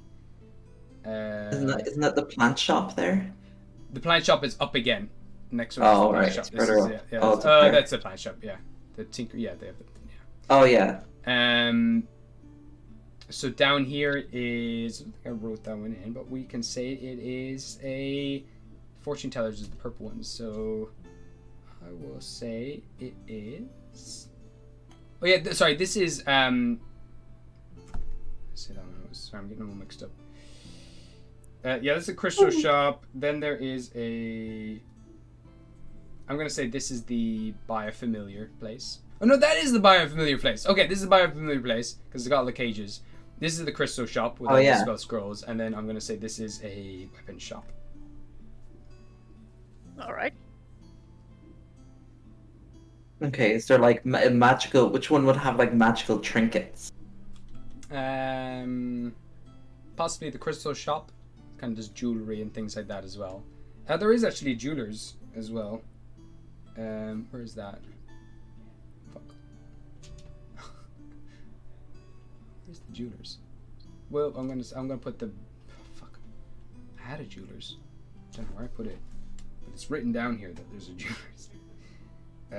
Jacob's Jewels and more. Tent beside Brews. Okay, thank you. Past me. Oh, up there.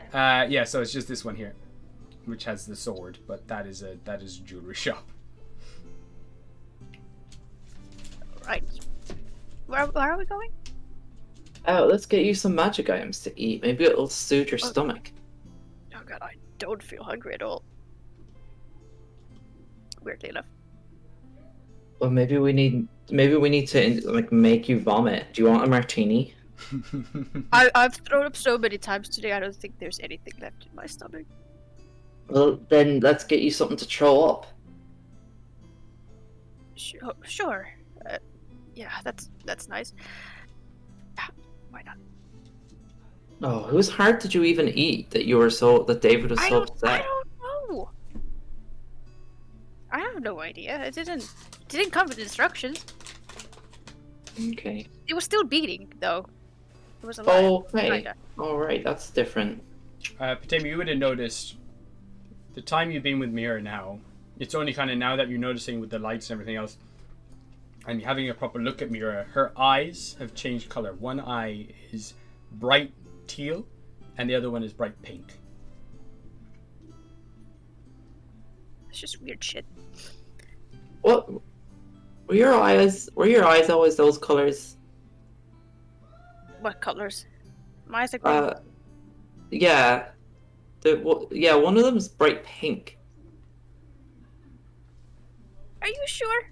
Yeah. Is there a mirror or something nearby? You say there's like some mirrors and stuff and hanging around like on one of the stalls they can be selling. Well, that's concerning.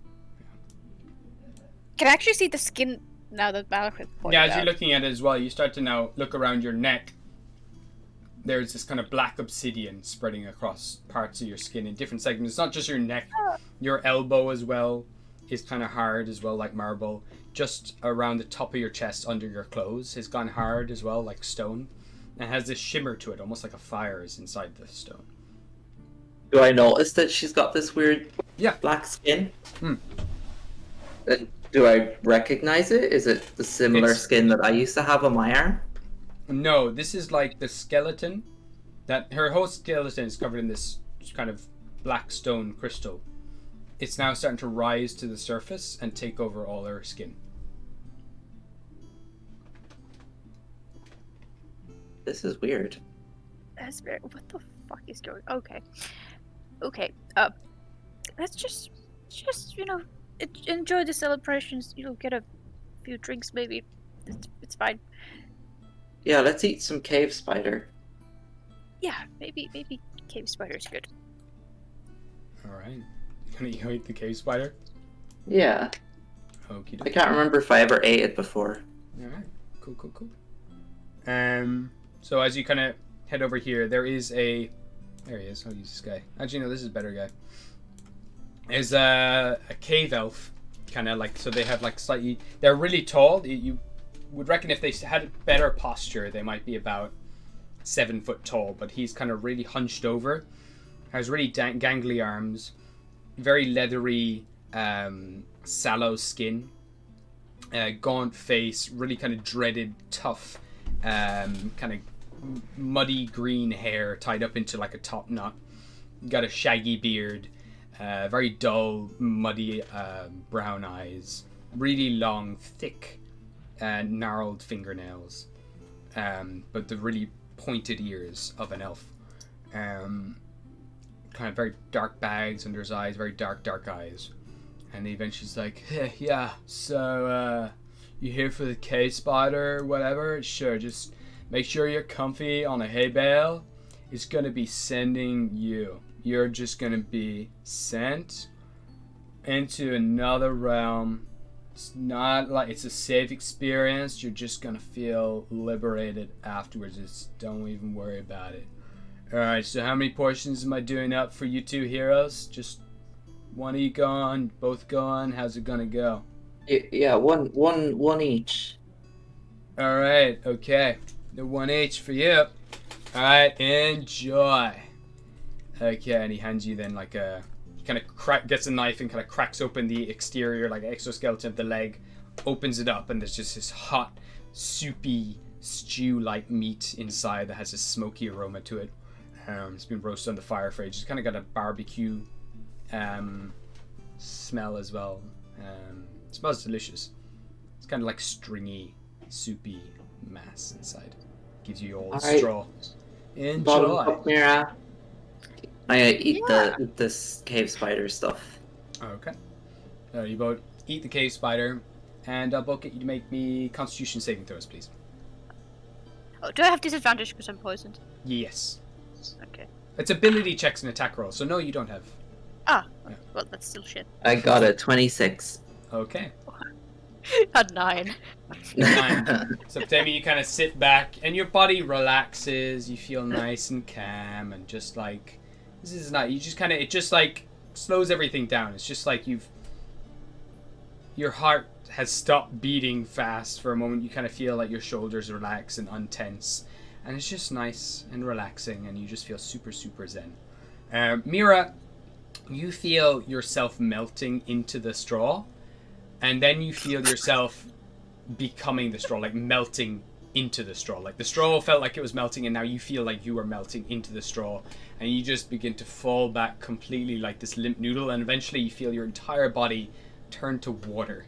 And you just disperse and become the straw. And then you start to trickle down through the stone until you find yourself now dripping into a completely white space where like sea meets sky. It's just sea and sky all around, just pure blue, and you are the ocean. You're just this beautiful bliss of eternity stretching out in all directions.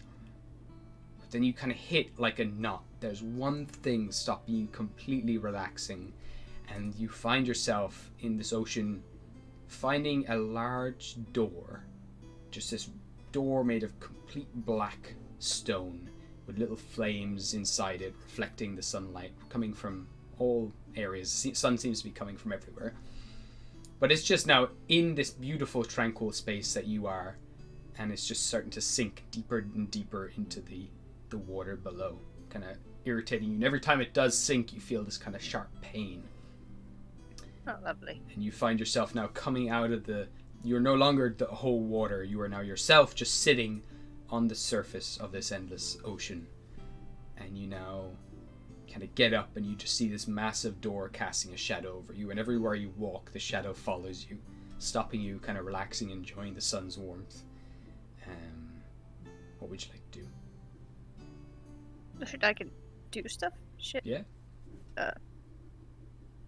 Can I move? You kind of get up, you stand up, and you're under the shadow of this looming doorway. There's the water below, and you can see the stars at the bottom of the ocean. You look up into the sky, and you can see just endless blue. Well, fuck, I go for the door. You go for the door. You go, and there's just like a set of round black stone knockers. You pull on it, and you just hear this humming coming from this door, and this kind of scratching, low scratching, and like tapping. Okay. Fuck. I'm just like assuming this is part of the deal, so I just kind of go with it, you know. Okay. Can I open the door? Yeah, you start to open the door, and as you do, you open up the doors, and you now see they just reveal a large mirror. And inside the reflection of the mirror is you, but instead of the blue daytime sky, there's just a night sky, pitch black, and the water as well is kind of choppy at the feet of your reflection, kind of a stormy, dark water. And inside there is you, but your entire body is pitch black and reflects like flames all over it, and it just stares. That's not concerning at all. So it's like a reflection, it moves with me if I move. Yeah. The only difference is inside its hands are like two sabers. Oh. Should I try to touch it? Touch it, and it reaches out, it grabs your collar and pulls you in, and you wake up, and Potema, you look around and you start to see now all the black stone is starting to cover all of Mira's skin as she wakes up. Fucking eat the cave spider.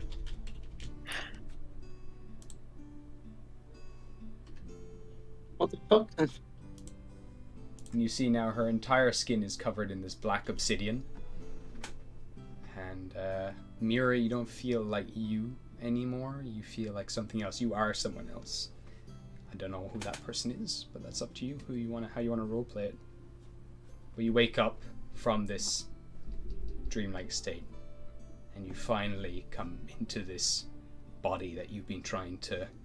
You can see the sky now. You can feel the rain on your face. You can smell food cooking. You can see Potema off to the side, who you never got to meet before. Oh, so I don't remember Potema. You do. You know Potema. It's up to you as well how much you want to know and how much you want this person to be someone else. You have elements of Mira still in you, but you're a different side of Mira than what you were before. Your claws are slightly longer, your fingernails are slightly longer. Mira, what the fuck? Am I tripping? I'm just like waking up from a nap. I'm feeling great. Stomach is gone. The stomach gurgling is gone, and you feel much lighter, much more free. Oh. Hey, Potema. Did you enjoy the cave spider? Am I still... You look a little different. Am I just tripping, or... Can I true sight? Am I seeing anything different? No, you're seeing all of the crystal has now come up and surfaced and taken over the entirety of Mira's body. And you kind of like try to peer into her mind slightly with the true sight and everything. It's hard. It's kind of like looking through looking at her as well is like trying to look through a kaleidoscope. Can I sit up and like touch her skin? Yeah. Just... How does it feel? That's just... No, if you ever owned any crystals, it's just like a crystal. It's cold and hard and smooth. No hair. No more. No fuzz. She's not No fuzzy fuzz. anymore. No. Mira? Yes? What's that cave spider do to you? I don't know. It's quite good, actually. You're not feeling sick anymore? No, I feel great. You look a little different. Yeah, I'd imagine so. Shall we party then? Isn't that what we're here for? Want to get drinks? Yeah. Okay. What do you want, beer? Sure. I think there was a craft tent somewhere. That's what the little man said. Yeah, there's one just past the cave spider over there. Just before the stand with the armor guy. Yeah. Well, let's go. Okay. Are you okay? I think so. Well, that's great. No refunds or whatever. This is whatever happens, you know, bro. This is not happening. Does this ever happen? No. This must be whatever magic's going on with that chick. I don't know what's going on there, dude. I have fucking bro. No. Okay, let's go get a beer. I grab her hand and I start going. Nice. Okay. Start dashing off through the crowd, making your way through the crowd, and eventually you make your way to the craft beer tent, and there's a Oh, it's Ganondorf. yeah, we'll just not use him. I'll get a dwarf. Just not do that. I was literally just gonna say, and Ganondorf is now running the brew place. There we go. Sure. A tiny little dwarf. Tiny little dwarf. There we go. So you kind of head over to him. He's like, "How's it going? Got some brews or whatever. I'm Drew. These are my brews. What can I get you now? Ah, Patema. How's it going? How are you doing, Nike? Hello again. Yeah. How's the brewing going? Have you been doing much? No, No. Right. no, Right. haven't really had time, to be honest. Fair enough. Been busy and I've been brewing away. What can I get you? You want something strong again? Yes. I've yes, got a very nice strong. one here called the shotgun. It'll do you nicely. Okay, yeah, 2 of those. 2 shotguns, right? And he pulls them out. On me, of course. Put curls in your hair. But this one doesn't need it, hey? Yeah, enjoy. Well, we will. So Alright. Andy, you know so many people. Yeah, like I said, I've been here before. I've helped a lot of people out around here. Savage, yeah.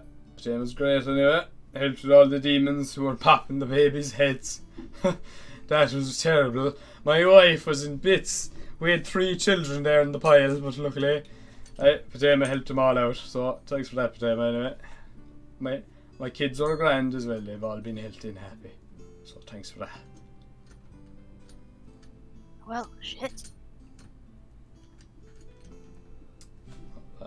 Both get you to make con saves as you drink the beers. Okay. Oh well, I have advantage on that. I got a 15. Same. Both fine. It's pretty strong, but yeah, it's alright. Sipping away at them. You find a nice spot to watch all the kind of festivities. Other people are kind of lining up to try out like the griffin riding, like when a couple of kids are lining up as well to go flying around. They're just flying overhead. The younger ones usually have some sort of furball helping them riding on the back of the griffin. Yeah, you watch the griffins flying through the rain, kind of bits of lightning start crackling in the skies, and the pair of you just sit there for a while, drinking your beers. Is there anything I do? Let me know. It has to be the easiest job ever. Just walk in, have some beers, and walk out with an army. Yeah, certainly went better than our visit with Malacrash, I think. Oh yeah, God, those disasters. It's fucking insane. Can I touch Mira's hair? Does her hair feel different? Yeah, how does her hair feel? Here is also crystal. It's but is it like hard crystal or? I mean, it moves a little bit. Okay. Does it feel like a Brillo pad, kind of? Like, you know those like metal sponges, the wire curly sponges? Kinda, yeah. Can I help you? Yeah, you just seem a little different since we had the cave spider. Great. Okay. Okay. Let me just see how long this lasts, actually. Can I like tell anything about what's going on with her? It's just that the crystal has like taken over her body. Yeah, you get the sense that there is some other side of her has changed. This other side of her subconscious or personality has surfaced and being kind of freed somewhat due to the effects of this crystal kind of just being infused with a lot of magical energy. There's also flicks of pink and blue in there within the crystal that has this kind of fiery texture to it wherever it catches the light. And it's like she's filled currently with these blue and pink flames. Her eyes are now glowing as well, pink and blue. And you get this kind of aura. You would have never picked it up when you were. Give me an insight check actually for this. Yeah. Insight, that is an unnatural 20. Okay, so you wouldn't have picked it up much before, but now with this true sight, you can kind of piece it together. Like you never noticed it when you were in the cyberpunk world, but Mira has an aura about her very similar to Xavion.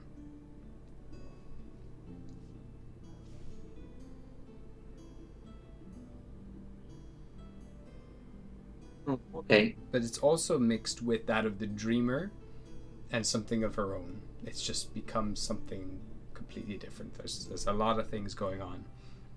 You get a sense that it's like as if Xavion's energy is fueling her body and fueling this transformation currently.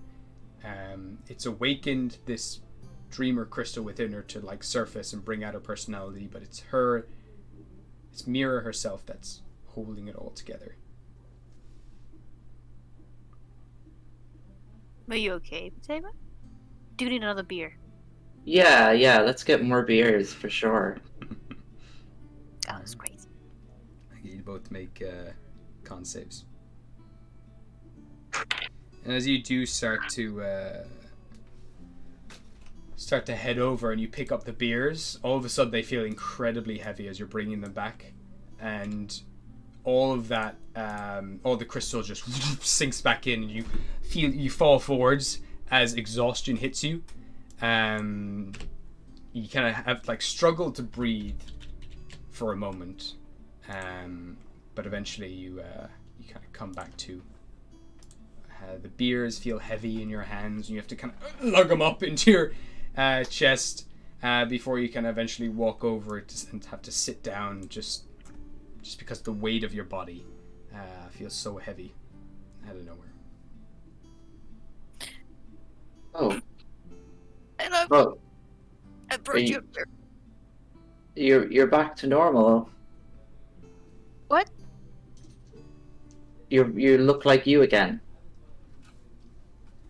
Oh shit. Oh fuck. Oh. Yeah. Oh. Are you not meant to? No, I have no fucking idea. What? Are I you- have a really, really vague memory of. Why are we drinking beer? What happened? We had the fucking faces of cave spider, whatever the fuck. Yeah, and you turned into a different you. Okay, what? No, so never eat cave spider again then? Weirdly enough, I actually feel fine now. Your stomach feels okay? Yeah, You do have one level of exhaustion. yeah, I'm really fucking tired, but That's okay. They can put us up here in Silverstruck. yeah, shit, fuck. Okay, well here's your beer. Thank you. I got a 27 on the con save. Fine. I got a 16. 16? You're also fine. They're strong beers, but Fairview have had a rough time of it. And it's taken a while for it to kick in, and you're, just not having an effect yet on you. Just had to loosen up a little bit, but that's pretty much it. Then she brings out a few more beers as you're talking away and chatting, and a few people are coming around just checking in, seeing what's brought you here. Like a furbog lady who's like the sister of another furbog running the griffin riding. Then she kind of sits down and asks like, did any of you want to ride the griffins, or is there anything we can help you with? Anything you would like? Anything you want us to fetch in another town or anything? We can ride on over there while you're relaxing. No, I think we're okay. We'll just need somewhere to sleep after the festival. Yeah, of course. Well, the mayor was talking about hosting you there and continuing the party in the palace later on tonight if you would like to join him. Okay. Shit. Okay. Wow. But this is. Thank you very much. We just have 2 armies now. Yeah, I still feel like we have a very fractured alliance going on, and I don't think we have enough. No, not by any means. But we when we talked about it, we had quite a few people we could actually go to, right? Yeah, we're getting there. Hello. Hello, Mayor. I've been in contact with some of the other islands around here, and a lot of Sky Dwarves and the military are coming to band together. They're just going to take a few days, and we will get in contact with you and discuss battle plans whenever you're ready to strike. You will be leading the charge. You being the heroes that you are, you will be the spearhead. We will try to distract the army as well and get you into the castle. That's the priority. How are you all doing? Is everything good? Did you enjoy the cave spider? I loved the look earlier, by the way. It was fantastic. Put on a great show.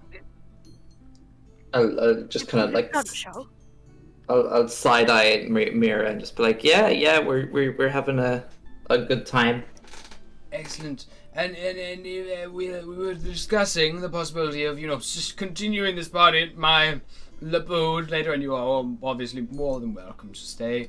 We'll be partying until the early morning, and I hope you can celebrate with us, possibly. I don't know if there's something you want to do, or you just want to have a room to yourselves, or whatever. We will, though. We'll be having plenty of food back there as well, if you haven't eaten enough here. And more wine, more everything. I see you enjoying the brews. Beautiful stuff. But I am more of a fan of finer ales and things. I do like craft beer myself, though I have quite a collection.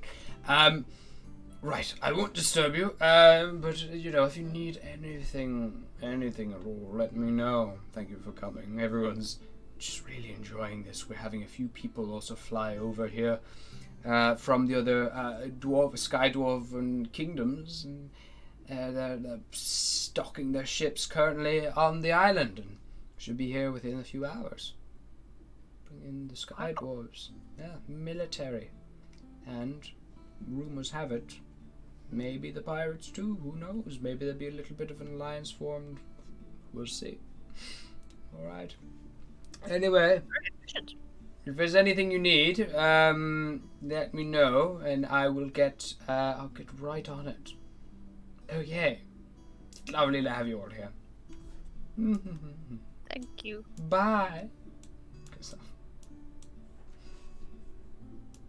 It's almost weird how nice everyone is. You must have really, really impressed them last time. Yeah, well, like the guy said, they were crushing babies, and we stopped the babies being crushed. I've never seen so many demons in one place in my life as Ganondorf just sits down beside you, slightly, like the stool underneath him starts to squeak and break. He's like, we were surrounded all over, in the sky, in the air, stealing, grabbing children from their homes. This group of heroes come in, they destroy the baby crushers, save everyone from the fire, not a single casualty. Very impressive. Hi, my name is Gandhi. Hi, Gandhi. Saber, do you know this thing? Maybe I should use Gandhi. Sure. Call me Gand.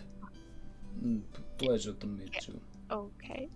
I am brave warrior, but I was under heavy injuries during this battle. I could not partake, but it's good to see the hero in person. I just want to thank you personally, Potema, for saving us when I could not. Yeah, no problem. I mean, everyone's returning the favor now with their armies. So... Yes, I will die for you. No Okay, problem. good. I will jump in front of an arrow or a ballista, or I will, if there was a rock falling from sky, I would jump up and take the blast so that you would not have to. Okay, good. You might need to do that someday. I will do that. It's a Let's pleasure hope meeting not. you. Yes. Okay, well, I will be going now. I do not want to disturb. I just want to say hello. You are one of my idols, Patema. Okay, goodbye. Okay, Good. Have a nice evening. you too. Okay. A very strange evening. Yeah, it's been a weird one. It's about to get a lot weirder when we go to this gnome's house. He's kind of weird. I don't know if I'll trust that gnome. He's very. I don't know. Also, I'm very fucking tired. Yeah, well, we can go. We don't need to stay too long. We can just go and rest. If you would like to attend the gnome party, then that's fine. That's just. Let's just go and show face, because they need all of the morale stuff or whatever. Yeah. And then we can get you to a bed, because I don't know what the fuck is going on, but you seem like you're pretty exhausted. Yeah, I feel like I haven't slept in a week. Okay. Oh, can we go to the gnome's Hey, wait till the thing wraps up. manor or whatever it is he has? If you like, we can take a small break here. If you want to use the bathroom or get water or anything like that, we can come back in a bit. Would you like to do that, or? Yeah, I could do it like 10 minutes just to grab some water and stuff. Yeah. Okay, cool. So we'll take a little 10-minute break and come back here shortly. We'll be back. Sounds good? Okay. Okay. Alright. Boop. Wait, I'll put on this one. Wait, where the fuck is it? There we go.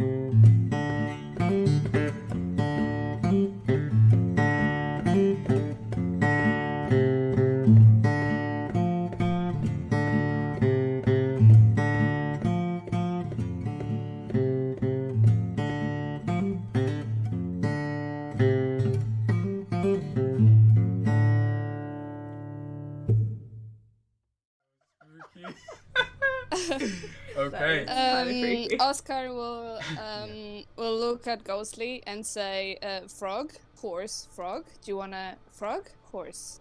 Do you wanna go on top of the frog, horse?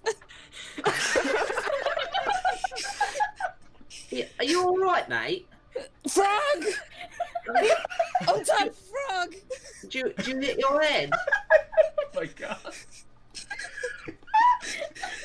I will go next to Madame Sprout and just put my hands on top of the frog. Safe, very safe. Eternal Oscar right now.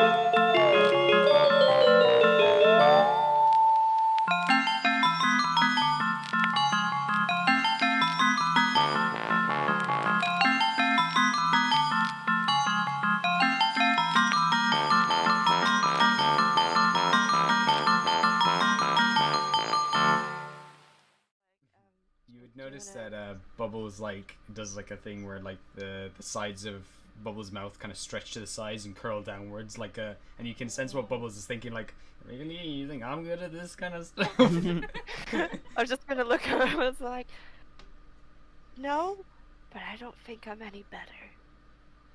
You really want me to go up to that man and go like, oh, it's okay, she wasn't much of a loss.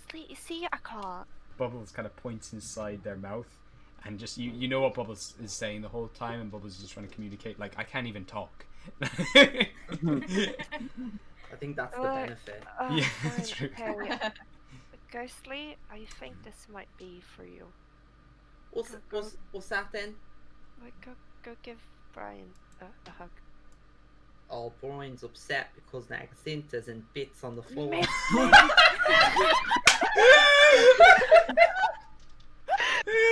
Oh my god! Oh my god.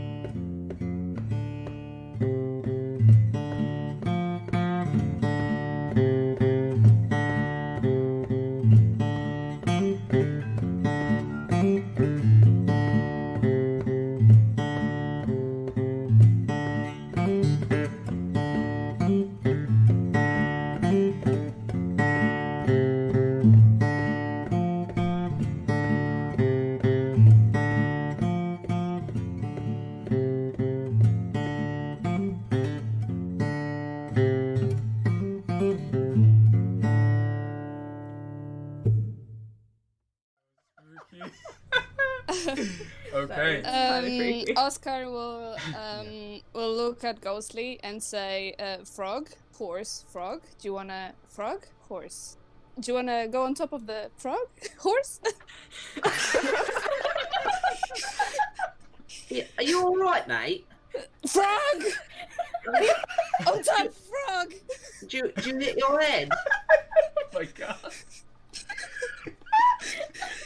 I will go next to Madame Sprout and just put my hands on top of the frog. Safe, very safe. Eternal Oscar right now.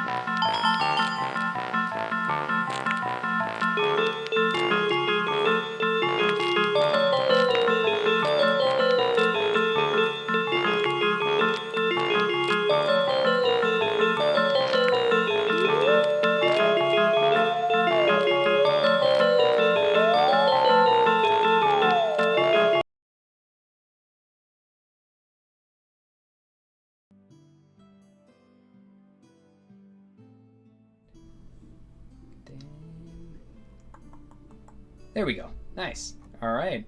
Hello, everyone. We're back to Into the Multiverse. So last we left off. Hello. Hello.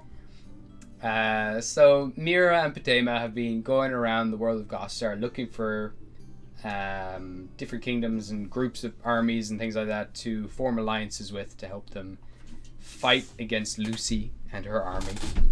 Lucy being the Fire Queen who's just burning all of the landscape currently. So you've been to Malakrith, your old contact Mira, a necromancer who's kind of lost the plot somewhat, possibly under the influence of the Dreamer, and he's raised an army of undead, of like hundreds and thousands of undead beings. He's also aligned himself with an undead dragon who can shift back and forth into a human form and an undead dragon form, and seems to have some sort of romance with him. And then you've come to Silverstruck, a craft town that the Beta Questers once saved a while back. Saved it from a bunch of demons that were attacking when Lucy first started striking and terraforming all of Gostar. And then, since returning, you've managed to miraculously save Gostar from the terraforming. And they're all just absolutely in awe with you and are more than happy to help. But the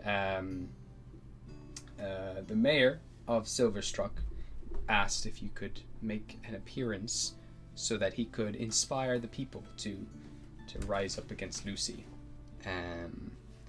And so he's now finally brought you, after bringing you from the craft fair, he's brought you now to his manor, where everyone is flooding for the night. Around when the moon is like high in the sky, around midnight, everyone started to make their way through the streets, up to the manor, and eventually made their way up to the steps on a platform where everyone can see you, where you can announce his plans once again to gather all of the armies and align all of the other islands of Olympus, New Olympus, to fight against Lucy.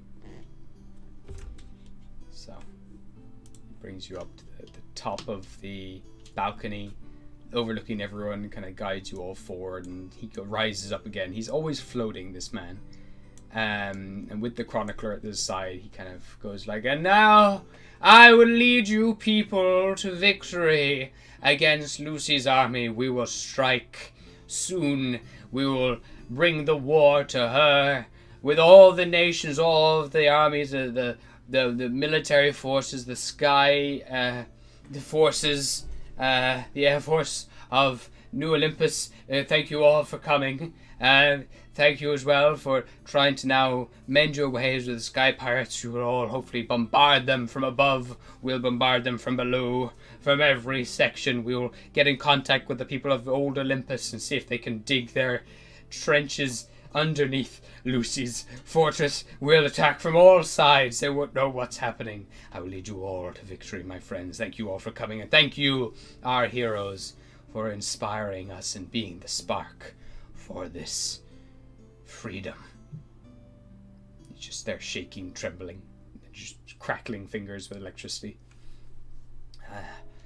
I don't know if they'll be staying here for the night, but it's been so wonderful that they could grace us with their presence. They've already freed us from the lands. They've cured the lands of Lucy's blight, and now they will lead us at the front charge. They will crush her corrupted heart, and we're all going to be in a much better place soon enough. Thank you. If there's anything you'd like to say before we party, if not, the night is yours.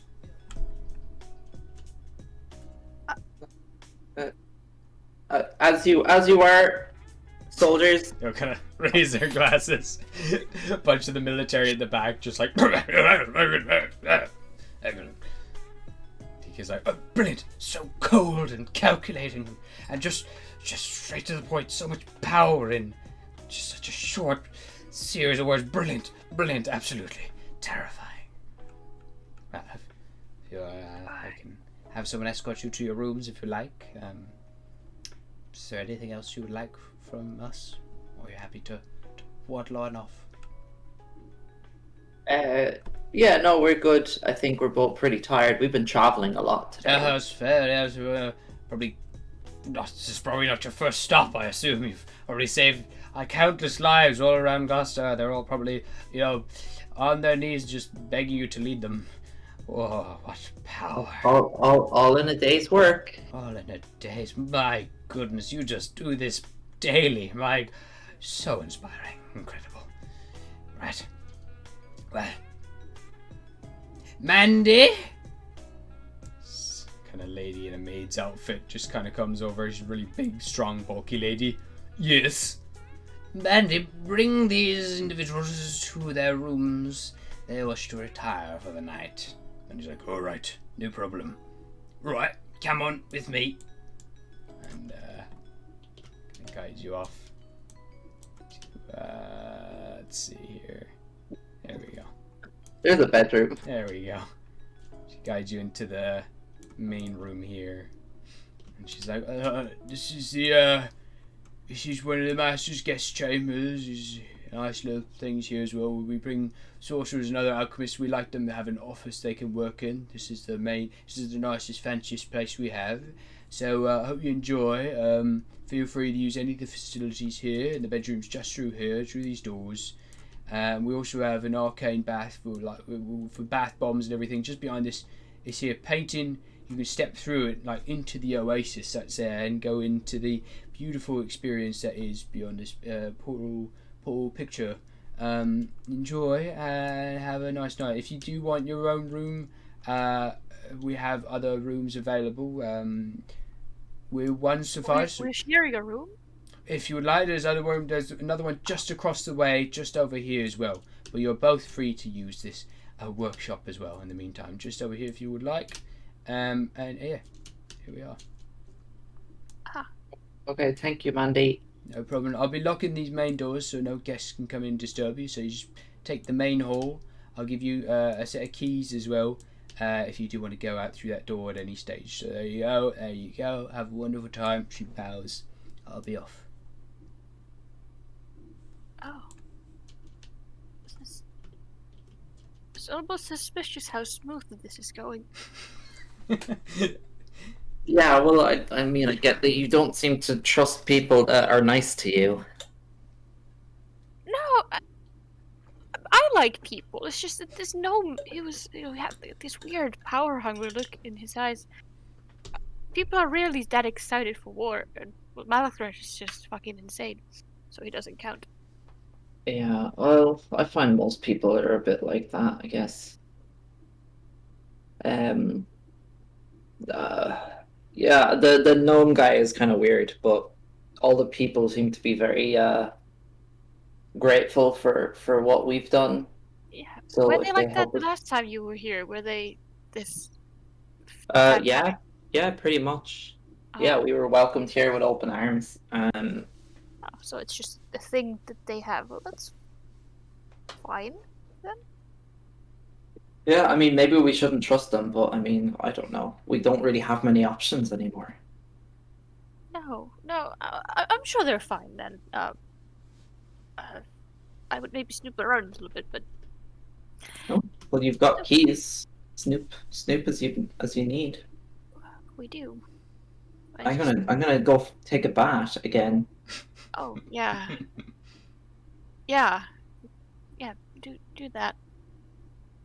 I need to wash my face as well. It's still covered in blood from earlier. Just haven't washed it. Yeah, I just haven't. Yeah, they were very welcoming to these two people who showed up and just blood all over them. Yeah. I barely I- did it. Just eating a heart. People don't seem to care about that. That's fine. I'm gonna walk through the painting then into the little bath. There is this kind of image of an oasis that you kind of step into and eventually come into this room, and there are kind of like a crystal set into like what looks like a dial, and it looks like you can turn it and twist it, and as you do it kind of changes the illusions of wherever you are currently, making the windows look like they're looking out either over beaches or woodlands or like a snowy area, and it also slightly changes the environment that you're in. You can add Alright. bubbles and everything into the magical waters, but Can I make it look like I'm in space? yeah, you can do that. Cool. Just Yeah, I'll do stars that. all around as you sit into the bath. It's very similar to the one in Savion's Tower. Sink into the bath, and yeah, pretty relaxing. Do manage to, it does give you about 10 temporary hit points that you can add to your character as you recover in the bath. Is there anything Mira would like to do? God, I'm considering going around, but I'm so tired. I'll just go wash my face, and then just pass out on the bed. Nice. Which one do you want to go to? This one or the one across the I'll just go to this one. I'll just pass out there. Alright. Collapse into the bed. And When I'm finished in the bath, then I'll sit like in the bed with Mira, but like I'm not obviously gonna go sleep. I'm just gonna sit there awake and just watch over her. Aw. Nice. And you do. And it is incredibly peaceful. You do hear the music and everything outside.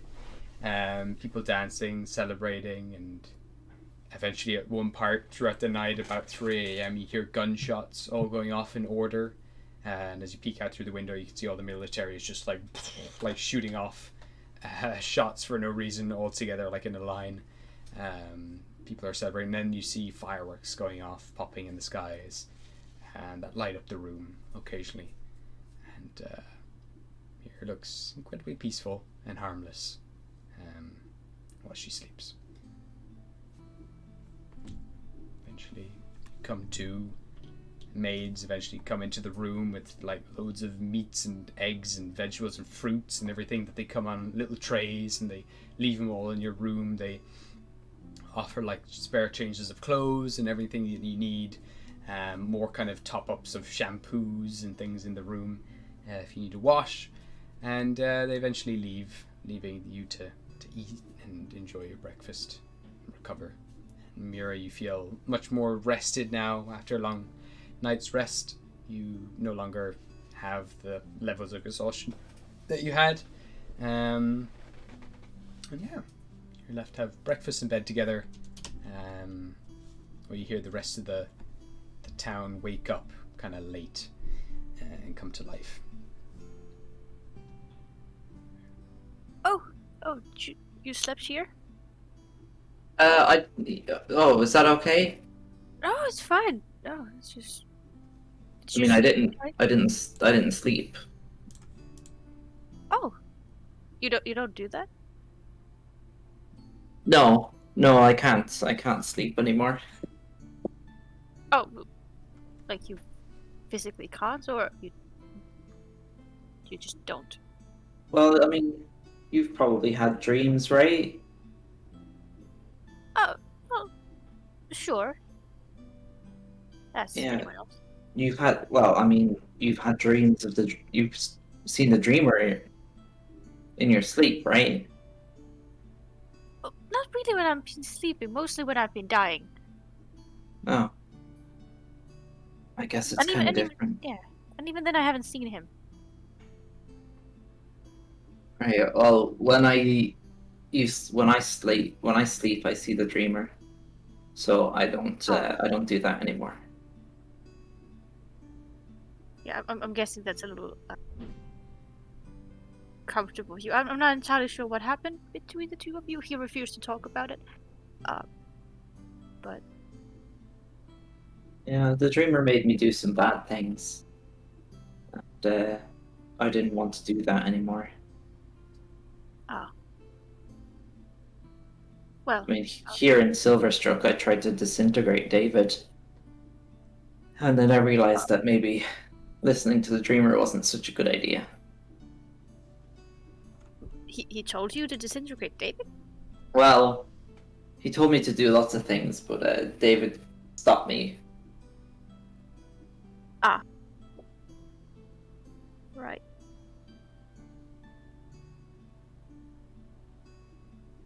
Well, when you see him, what does he look like? I heard some very vague descriptions. Yeah, it's not always the same. Sometimes you don't really see anything. Sometimes you just see like darkness and you just hear him. Or you just see like tentacles. Oh, okay.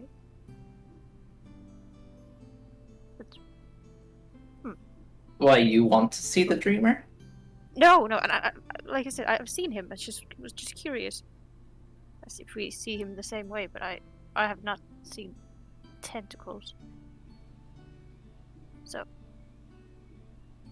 What have you seen? Oh, he was just a man. Just an old man with a cane. Nice suit. That doesn't sound familiar at all. No, I was quite surprised. It was just just some dude. No tentacles in sight.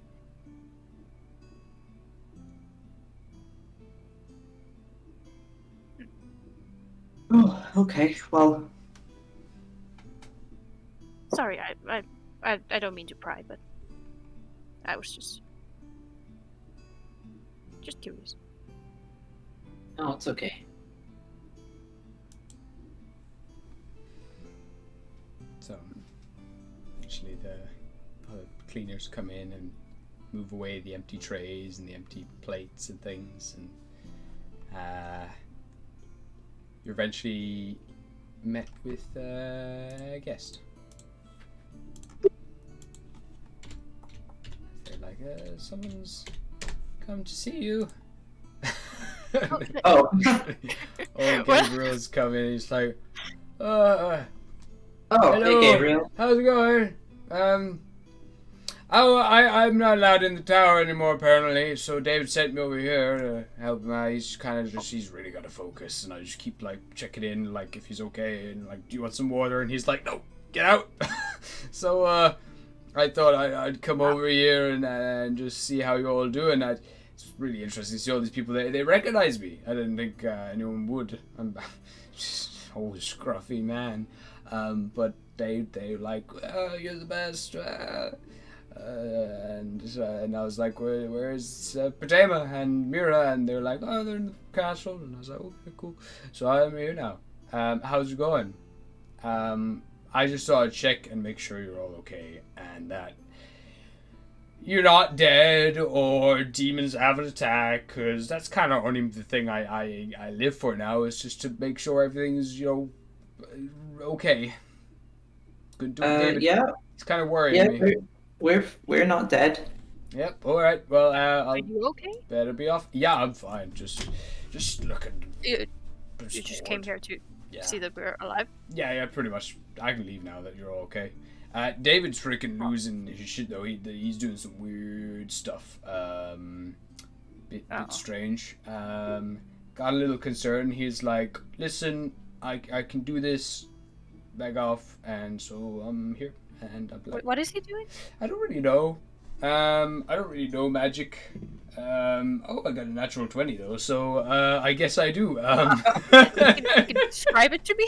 Yeah, so he's basically saying he's trying to repair things. He's trying to do little experiments. To start off as little experiments, but they're kind of gaining momentum now.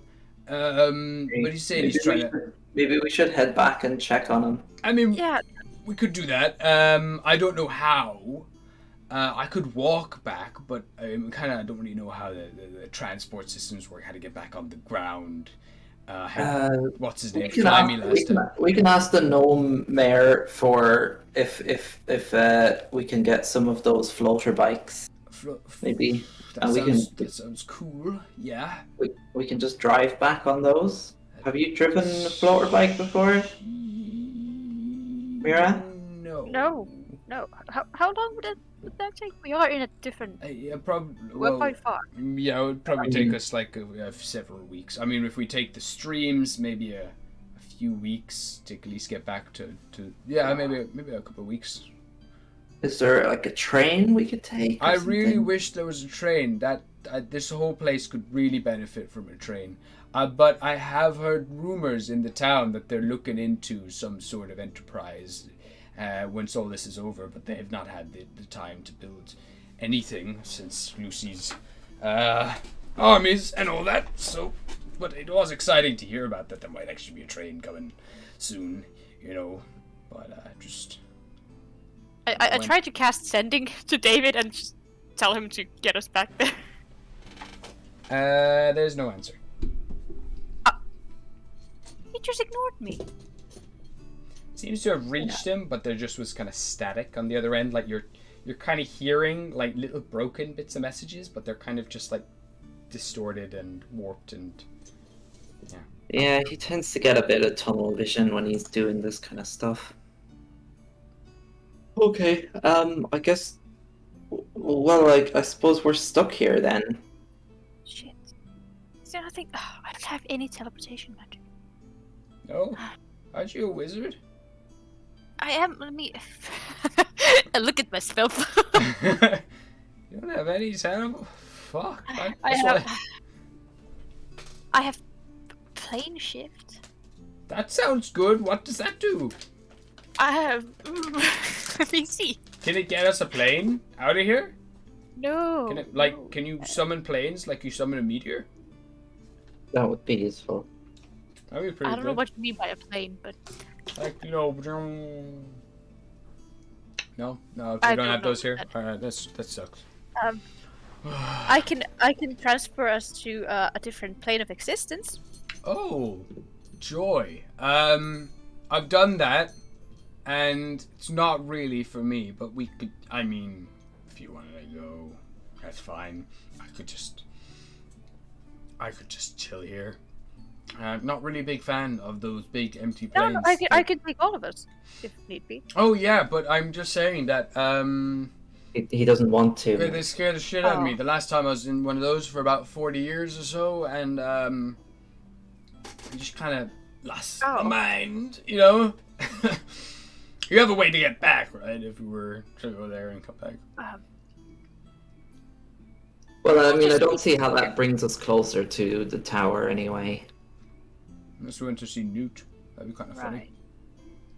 I mean, I could specify a spot, but maybe the tower. It seemed quite magical. It might not let me actually do that. Well, Fuck. hmm, Just left stranded here. not a very good wizard. Well, I guess we're on foot then. Eh.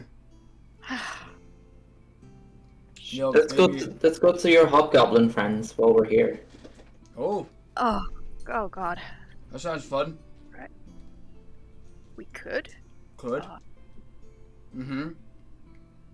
Guess it'd be easier to get to than David's tower. Okay.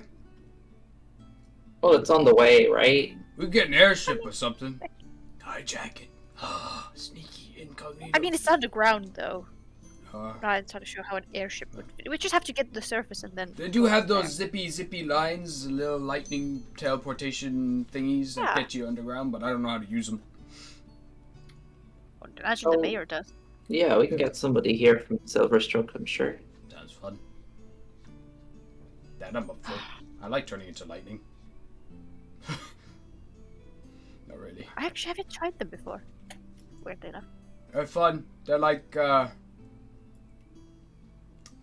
you not coming with us, Gabriel? Oh yeah, I'll come with you. I've got nothing better to do.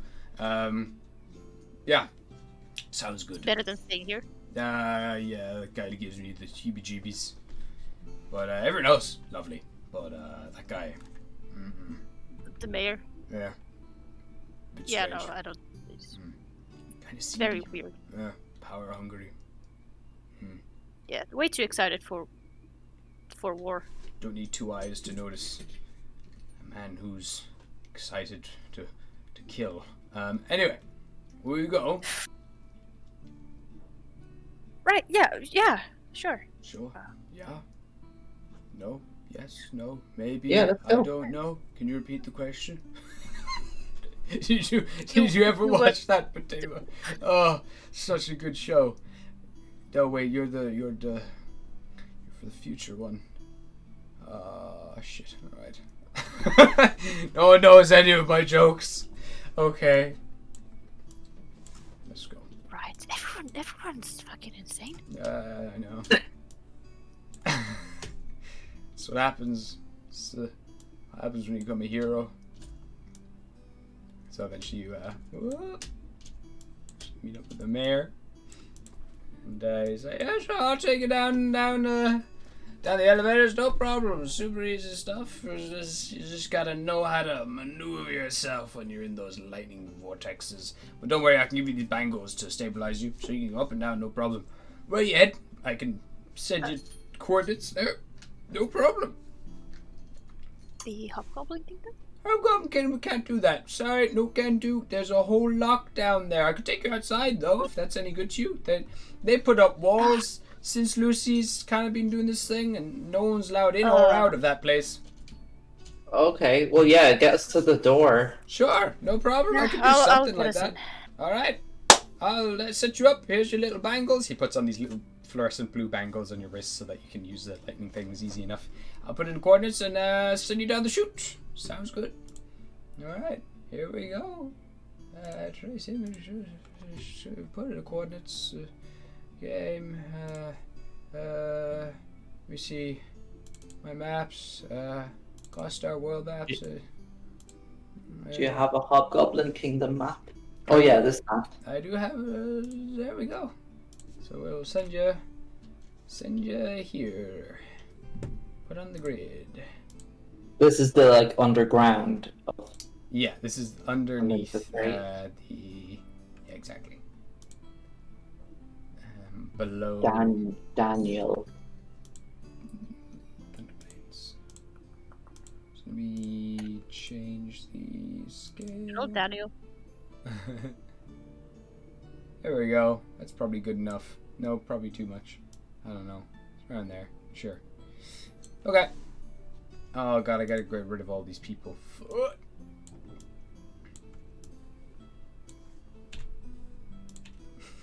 There's some trees. And you're all these people. We just need Hobgoblin minis. Yeah, I have it. Okay, so he would. Whereabouts in the kingdom do you want to be teleported to, or close? I mean, I get if it's under lockdown, just like any door. Let us in, I guess. Alright. So shipping would probably come around here. We're just doing things. Alright. So eventually, he does teleport you to one of these posts, just outside the Hobgoblin Kingdom. And he mentions that there are a few people who can get you in. This is like a shipping gate where they allow goods to come in and out of. So they might be able to get you in from here. Or actually, no, it's the wrong place. Where's the gate? I think it's down. No, it's the wall. Oh, maybe it's this one. Yeah, I think it's here. Doesn't really matter too much. I think it might have been this switch, the wall. Whatever, fine. I'll show you here. This is a shipping gate too. So you eventually head down into this now big. This you kind of go through the teleportation thing. It's basically like you go up to what looks kind of like a shower coming out of the ground, and underneath the shower there is a pedestal with a glass plate on the top with a hand, an inlay of a hand, where you put your hand down. You're then turned into pure energy and go up through the pipe, and you find yourself bouncing around all of these glass pipes underground, till eventually you re-emerge and are refabricated at another one of these stations. You're now in some sort of shipping yard. There's these huge crates, like copper crates, being moved around, and there's these large machines, these large bronze machines scooping out loads of water, and these pumps scooping out a load of water to the left of you. This kind of light blue textures, all just rivers with this blue teal kind of glowing lichen at the bottom of it. You're in this huge underground cave that goes up for hundreds of feet into the darkness, and then there's a large copper fortress of sorts, or warehouses, copper and bronze. They're all made out of. Bronze is kind of going like a green oxidized color, and all these crates are being loaded onto a black obsidian boat, which is now set in a bunch of lava at the end of this dock. They're all being loaded up with these crates that kind of slush around the whole place. Like there's this slushing noise coming from them all, and they seem to be extracting water and loading them onto the crates and then shipping them through these lava rivers. And as you are sitting here taking all this in, you just hear from the shadows like a psst, hey, over here, come over here this way. You see these three figures standing in the shadows. Hello? You want to get into Hobgoblin Kingdom. Come this Yeah, way well- before you're spotted. Quickly, over here. Okay, Mira, do we need to sneak in? Not to my knowledge. Can I try to take a look and see who the fuck these bastards are? Yeah, give me a perception check. Okay, I'm not very good at those. It's a 15. 15. Okay. You can see like these 3 individuals kind of tucked away in the shadows. One is a very tall individual. He seems to be like has this kind of pale red skin, hood up, just kind of rolling his hands around each other. There's another stouter one who looks to have like some sort of large, thick mustache. He also seems to be a hobgoblin with very large tusks. And then there's another one who's quite gaunt, also a little shorter, hunched over figure, also very kind of pale red skin. All 3 of them kind of look a little older, like older gentlemen, all in kind of hoods, ducking around behind one of these crates, trying to gesture you forwards. And there's another group of kind of hobgoblin workers who are kind of, and a couple of dwarves as well, working around this area. Like, yeah, I think I heard something over here. It looks like the teleportation thing's acting up. I'll go check if it's someone from up top. And they're starting to make their way over towards you. Like, psh, come on, quickly! They're going to spot you. Okay. Okay. Yeah. I don't know. Why would we need to hide? I don't know. It's your kingdom. Why can't you just tell them to let us in? I would imagine. Why the? I turned to who are the 3 people. Why would we need to hide? It's under Why don't lockdown. you just get us in? We don't. Just because you're a hobgoblin, if you're not allowed in, nothing's allowed in or out. We can get you in though. Yeah, but she's a royalty. Don't you recognize? What's your title? I mean, my family name is Akathan, but I don't hold a title per se. But We have an Akato. surely they would let me in. I don't know. I'm not sure about You that. have a family. You have a family name? I do, of course. Don't you? No. Oh, The stage I as mean, well, the dwarf is kind of coming over. He's got a wrench in his hand, and he's kind of like making his way down to the teleportation thing that you are. And he's like, "What? Who are you there? What's your name?" oh, This is Mira Ackertorn. Akathan. Thank you, Tama. Right, yeah. Yeah, we're seeking entry to the city. It Uh-huh. seems you're under some sort of a lockdown. Yeah. You're not allowed in. So I'm gonna have to send you back. Your Royal Highness. Yeah, right. Boys, come on. We've got a few stragglers here. Oh, wait. Excuse me. Uh-huh. Wait, hold on. What about if how about and I'll flick a gold coin up to him? Just kind of like bounces off his chest and lands on the ground. You see that, boys? This one's trying to bribe me. With a There's gold plenty coin. more where that came from. Oh, right. Is there like 2 or 3 more? Wow. I could really, retire with this amount of gold. No, sorry, mate. You're not allowed in. You're just under lockdown. Listen, I'm being polite. You go back through the teleporter. We'll let you through, no problem. It's fine. We can leave you back wherever you came from, but you're not allowed around here at the moment. This is New just rules. fucking bullshit. I mean, I'm allowed to go home. do you have any ID on you or anything like that? Why would I have ID? I Who's the mean, fuck needs ID? you need ID if you're not allowed in. Like, how am I meant to know you're royalty? I mean, there's no royalty left this place in pounds or years. something. Do you know how long it takes to get to the fucking capital from here? It's gonna at least take it takes several weeks to get a shipment to the capital from here. Well, call someone or do something. I don't have a sending stone. What do you think this is? A palace? This is a fucking warehouse. Oh my god. Maybe we should just take those shifty people in the shadows up on their offer. Listen, mate, I'm being nice here. I'm saying you can leave if you go through teleportation thingy. Fuck right off. no royalty has left here in at least 10 years. Well, So, I left 10 years ago. oh, So how only royal- convenient! That is. Are you just I saying that left to because? study in the magic school, and I was meant to come back, but I didn't. But I'm back now. Oh, bless your soul. And why didn't you come back? Why am I even bothering with this? Studying. Give me a persuasion check with a disadvantage. Wow, okay. Shit.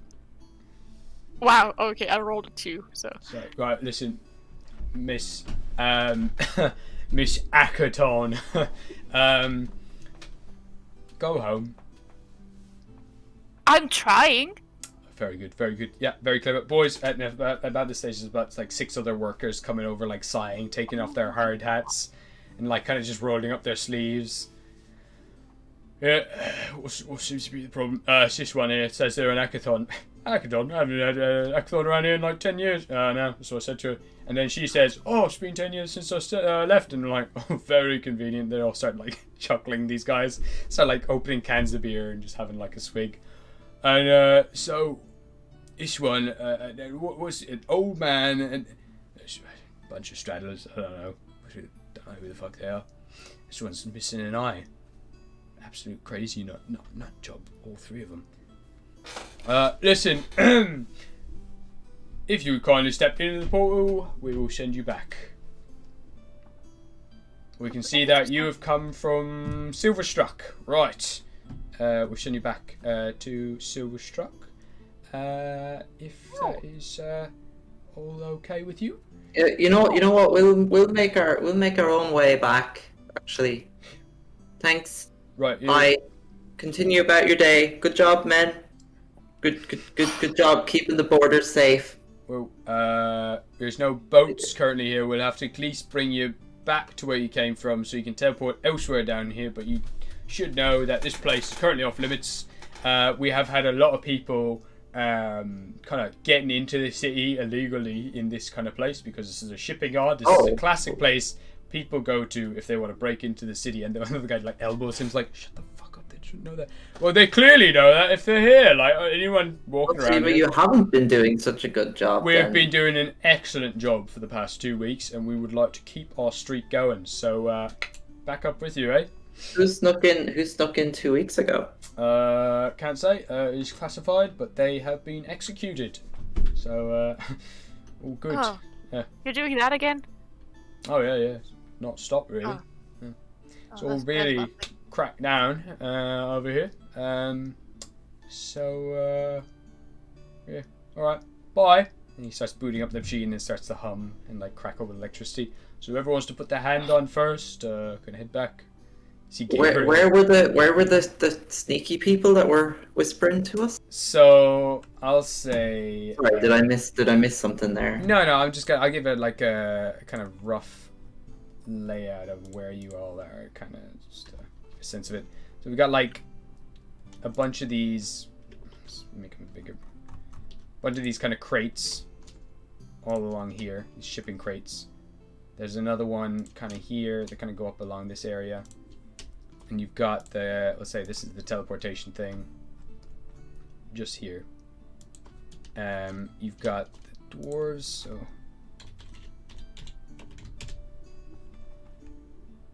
I'll get a bunch of these dudes. I'll do.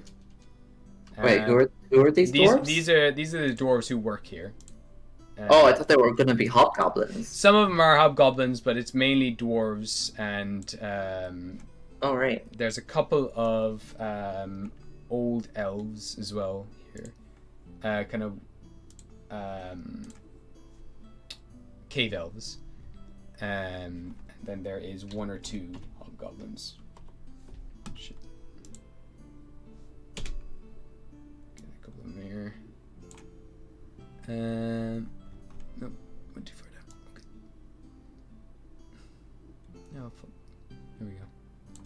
Have a couple of hobgoblins all set up somewhere here.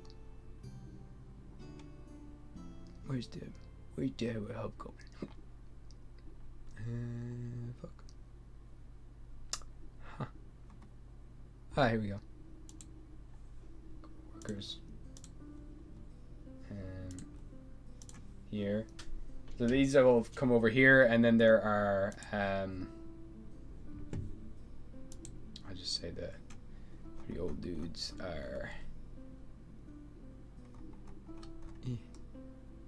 haven't got tokens for them yet, but...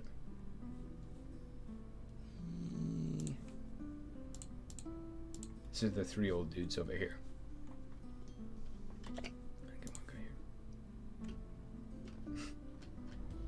There's a short guy, there's a tall guy, and sure, let's make this guy smaller. And a child. Well, he's just like a short, skinny guy. The other guy's much taller. He's kind of exceptionally tall. There we go. Those 3 are kind of around there, around the corner. And there's like a river. Let's get some water. I just use ice. It's fine. So there's kind of like, oh, it doesn't come up here. Oh, that's cool. That's fine. Let's come up. Yep, okay. Well, there's water kind of all along this side of the shipments here. And just there. Let me see. I forgot.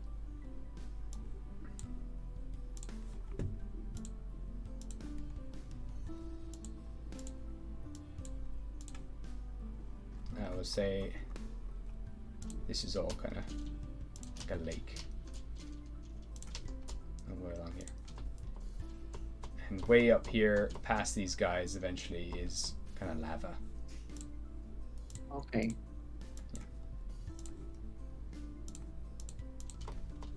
Okay, there we go. That's where you go. Okay, well, sorry to bother you. We'll be on our way then, and I'll turn around and head back around the crates where the 3 old guys are. Right, no, back to the teleportation thing. There's no ships that way. Give me a deception check, I guess. And that is 17. 17. They're like, oh, fuck, go come back, and they're like, oh, just leave it off, mate. There's just a dead end there. I'd say there's a few crates. It's like, well, they might be sneaking back around. You never know where they might come from. We'll keep an eye on them, alright? Okay, can't be going far. Listen, check on them in a few minutes. Go back to work. And they all start like heading off in a huff. A few of them stay around. It's like, alright, and back the rest of you through the teleportation thing. Come on. Tell me you've gone over this way.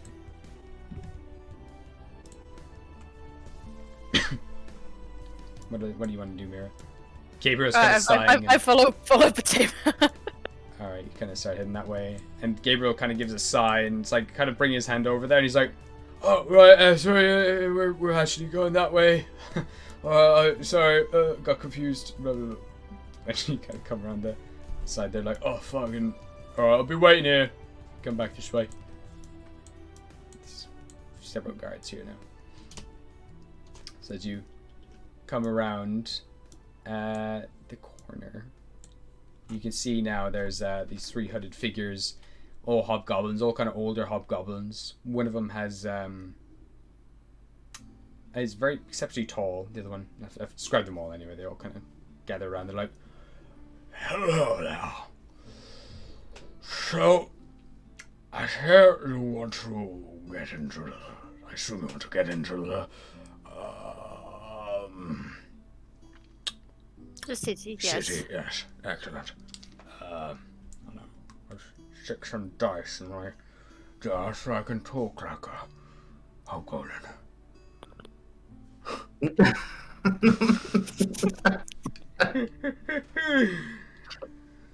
Right.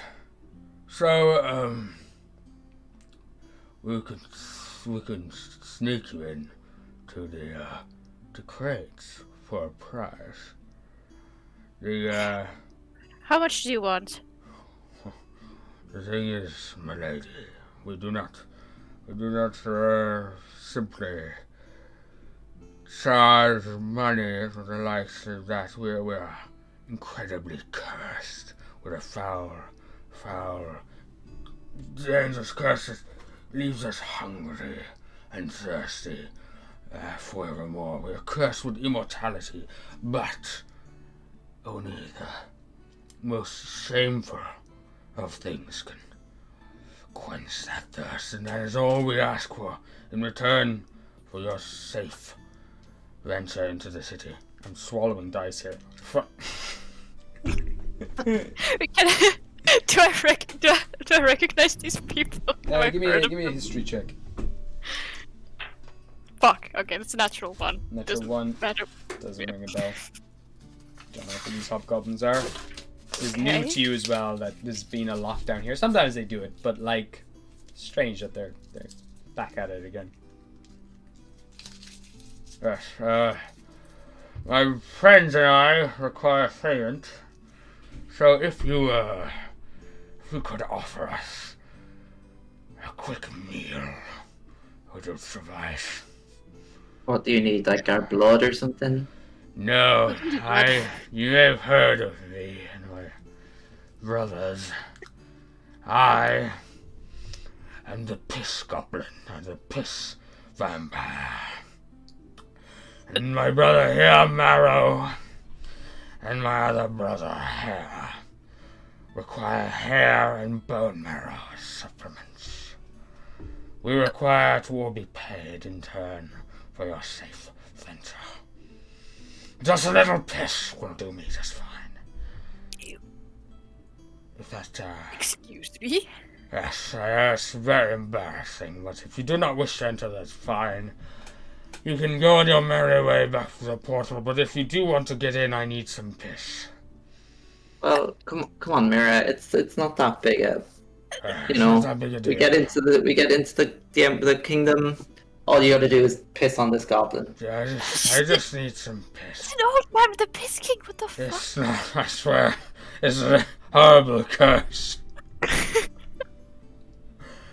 And Hair over here just wishes to remove some hair from your body. And finally, Marrow will need to suck some of the marrow out of your bones. It should regrow within 2 to 3 days. But you will feel Sounds highly quite weak dangerous. and fragile. So, which of you will be offering your piss? Who will be offering your marrow? Oh god. Who will be offering your hair? Mira, you can do the piss and hair. I'll do the bone marrow. Right, excellent. Wait, how much hair are we talking? I have a good amount. We've got plenty. We've got plenty going around. I just Yeah, hope but you're that not talking about my whole head or anything. we hope that Hair can restrain himself once he has not eaten in weeks. What if I cut it off and I just give it to him? It has to be fresh, unfortunately. It'll be fresh enough. It's like 2 seconds old. We will see. I have to be a paired effort with his restraint and your quick dexterity on removing the hair in just the moment when he feeds on I it. swear to God. You do have quite a lot of luscious hair. Right, boys. We'll be feasting tonight. It's a good day. Okay. Will the old man be partaking? Will you? Yes, I could offer something. Whatever you don't want to, Mira. I can offer my piss or I can offer my hair. Whatever. You do have quite nice hair. Yes. I'll keep the hair. I'll go for the piss, I guess. Okay. The old man's hair should suffice, even though it is lacking in melanin. The other one kind of goes around. This is the one with the like, what you thought was a mustache is actually like whale's teeth. So just a brush for teeth. And he's like, Oh. Yes, I suppose I will need more hair than normal, but should do. Bend over and show me your head, and I will start making my attempts to restrain myself. and he kind of just ties his hands behind his back. It's like, help me out, fellows. He's like, right, yes, we'll restrain you. Yeah. And he ties his hands and says, I'll go first. I've not eaten in 4 weeks. So kind of Gabriel kind of leans over, and you just hear him kind of like now start to slowly kind of suck away the side of Gabriel's head, and Gabriel's just kind of wincing the whole time, like, okay, this is very strange. He kind of comes away with like, I never felt so alive. What brilliant hair you have. And there's just a huge bald patch on the side of his head all the way along. I managed to restrain myself. I wouldn't mind going in for seconds. He's like, oh, it's quite alright. I think that's good payment. And it's just completely bald and shiny at the side of Gabriel's head. He's like, oh, okay. You went right down to the roots there, huh? And Jack, this is where the finest hair grows. It's like, okay. Well, Marrow, you're next. Marrow's like, Are you sure, Batema? Yeah, I can deal with it. It's okay. I would offer mine, but I don't know if I have both. It's okay, not to worry. It'll be quick. And you can see his tusks now as you're closer to him are completely hollow. And there's little kind of vessels, like little tubes going through the inside of his tusks. And they start to elongate. And he's like, what limb will I be taking? Taking? To feed, of course. Right, yeah, just here, bite my left arm. Your left arm, right. I'll see if I can restrain myself. Beautiful. Here you go. He jumps into the bottom of your arm, and you feel it immediately like crack and bust into your bone, and you get the weirdest sensation of the inside of your bone being drained, and it starts to feel lighter, your arm, and more hollow. It's a very, very strange sensation. You first feel like this liquid enter your bones, and your bones kind of turn to jelly, and then he just begins to slurp out the marrow from your bones, just and he whips himself away. The others kind of pull himself back. It's like, what are you doing, Marrow? Control yourself! And he slaps him across the face. So I'm sorry. Such sustenance. The bones and the teeth retract again. It's like, such power. It's like, right. Well, little lady. I feel like she's fighting. Do I take damage from that? You have a level of exhaustion currently, and you have okay. Yeah. You're currently your strength is reduced by your strength score is reduced by 5. Oh. And now You okay? I will. We'll have to go in the back. This is quite embarrassing. This one. Right. Yeah. Let's just Wonderful. let's get it over with, then we'll Okay. get into and the it city. just takes you around just behind the thing. It's like, I'm very sorry. I'll wear a blindfold. kind of lets Right, his tongue. If you get weird, fall. I will stab you in the face. I apologize. And he lets his tongue fall out of his mouth, which just dangles there. And there's kind of a Ugh. little mouth at the end of the tongue, which now just shoots like up your leg, up under your leggings, like up under your pants, and eventually latches on. He's like, all right, Death Pith. Go right ahead. I didn't think it could get worse. Everyone thinks the Pith is the atheist, but it is a curse. Meanwhile, and it's like he's gonna see if he can restrain himself. And he's Oh, got yeah. 19. He's good. He's like, he eventually whips back his tongue into his mouth. He's like, I'm very sorry. Let us go forth, but that was incredible. Okay, and you they never all- say those words again. right, boys, let's make them invisible. They bring their hands together and put their hands on all your bodies, and you all phase out of existence. You all turn invisible. He's like, right, we're going to bring you into one of the water shafts. We're all going to suit you in there. There's a weak point here. We know how to get you in. We can phase you through the wall. When the cargo goes onto the ships, you will be submerged in water for quite some time. We'll give you some of this special lichen that grows under here, It allows you to breathe in water for about 2 weeks. You'll be in the container for about that long, and you will eventually be shipped into the actual place It's itself. gonna take 2 weeks. If things all go smoothly, you'll be there within the 2 weeks. A little shorter. But I hope you enjoy. There will be food and everything out. This weed, this moss, will allow you to breathe and will put you into a catatonic state. Not a catatonic, sorry, wrong word. A state where you will seemingly be dead. And time will pass as if only a few minutes had passed. Eventually you will wake up in the water. You'll crack on these glow sticks so you can see. And they will unleash the water into the rivers of the city. That's where you'll make your escape through one of the vents. When you find one of the vents inside the river that you are thrown into, one of our contacts will help you into our safe house, and then you'll be inside the city. It's a shame that you do not have any other contacts inside the city. It would be much easier that way. But like I've told you, I have a family there. What? Yeah. Like I tried to explain to the guards, I am simply going home to my family. The Ackerstans. The Akathons. It's a powerful family. Have you sent any letters in? Are they letting you in at all? No. No, Have you they thought do to not- contact them in any way? No, this should have just happened. We Just kind of showed up here and expected them to Yes. know you were here. They're about 2 weeks' journey from here to the capital. There's no way that they could have, unless you had sent some sort of private message into the town, they probably wouldn't have heard anything about you. do they need to? Does it?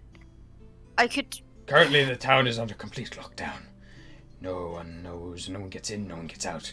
Even letters are hard to get in nowadays. Would it help our arrival in the city if they knew I was coming? Of course, if they were expecting you, make things much easier. They probably would have sent ships to probably to guide you in there if they knew who you were. If you are who you say you are, they work fast. Well, The we don't Akathons. have. They've even got their own private teleportation systems. You should know this if you are from the city itself. Well, can you go tell them that we're coming? Oh no, we've been banished for our curse. We're seen as freaks inside the city. And I can. Oh, right. I can cast this spell and send a message to my mother that we will be there in if 2 you are, weeks. if you are who you say you are, I'd be delighted to help you as much as I can, because we ourselves were of a higher rank in there, and eventually just because of this simple curse, we were thrown out, left nameless, left familyless, rankless. And Right. we try to help those, especially other hobgoblins who wish to get back in. If you could send a message, I'm sure they would send. This may have all been for nothing. I appreciate the snack, but they might not need. We could let Do them not know tell- that you're no, on they'll this. be nothing. Well, we could make it into something. We could mark this specific crate that you're going into. They would know the crate. They could get the crate and bring you to the gates of the castle. How does that sound? Sure. Okay. Sounds good. And the other one's kind of looking at the side. The one with the brush mouth is like, well, we could have. They probably could have gotten in if she is who she says she is. So we do not know if that is who she says she is. We will continue with the plan. We'll mark your crate. You can send your message, and then eat the weeds that we give you. That'll knock you out. And until you taste oxygen again, you will be unconscious. Your bodies will be preserved. You will not need to eat, breathe, or sleep. You will just be floating, kind of lightless. Okay, it sounds fun. Sounds brilliant. Okay, are you all ready to proceed? I'll send a message to my mother first. Okay. To let her know we'll be there. Okay. So, what are you saying to her? Fuck, okay, it's like 25 words, right? Yeah. So it's not a long message. I can send. Okay. I guess I just go. Hello, mother. This is very sudden, but I will be in town in 2 weeks, arriving in a barrel that is marked. Don't ask. Okay. there's a pause. And then through kind of like, after about 2 minutes or so, there's kind of like a... Mira! Oh. Is that you? Where are you? How can I help you? Oh my goodness. It's been so long. I thought you were... And we'll end for this week here.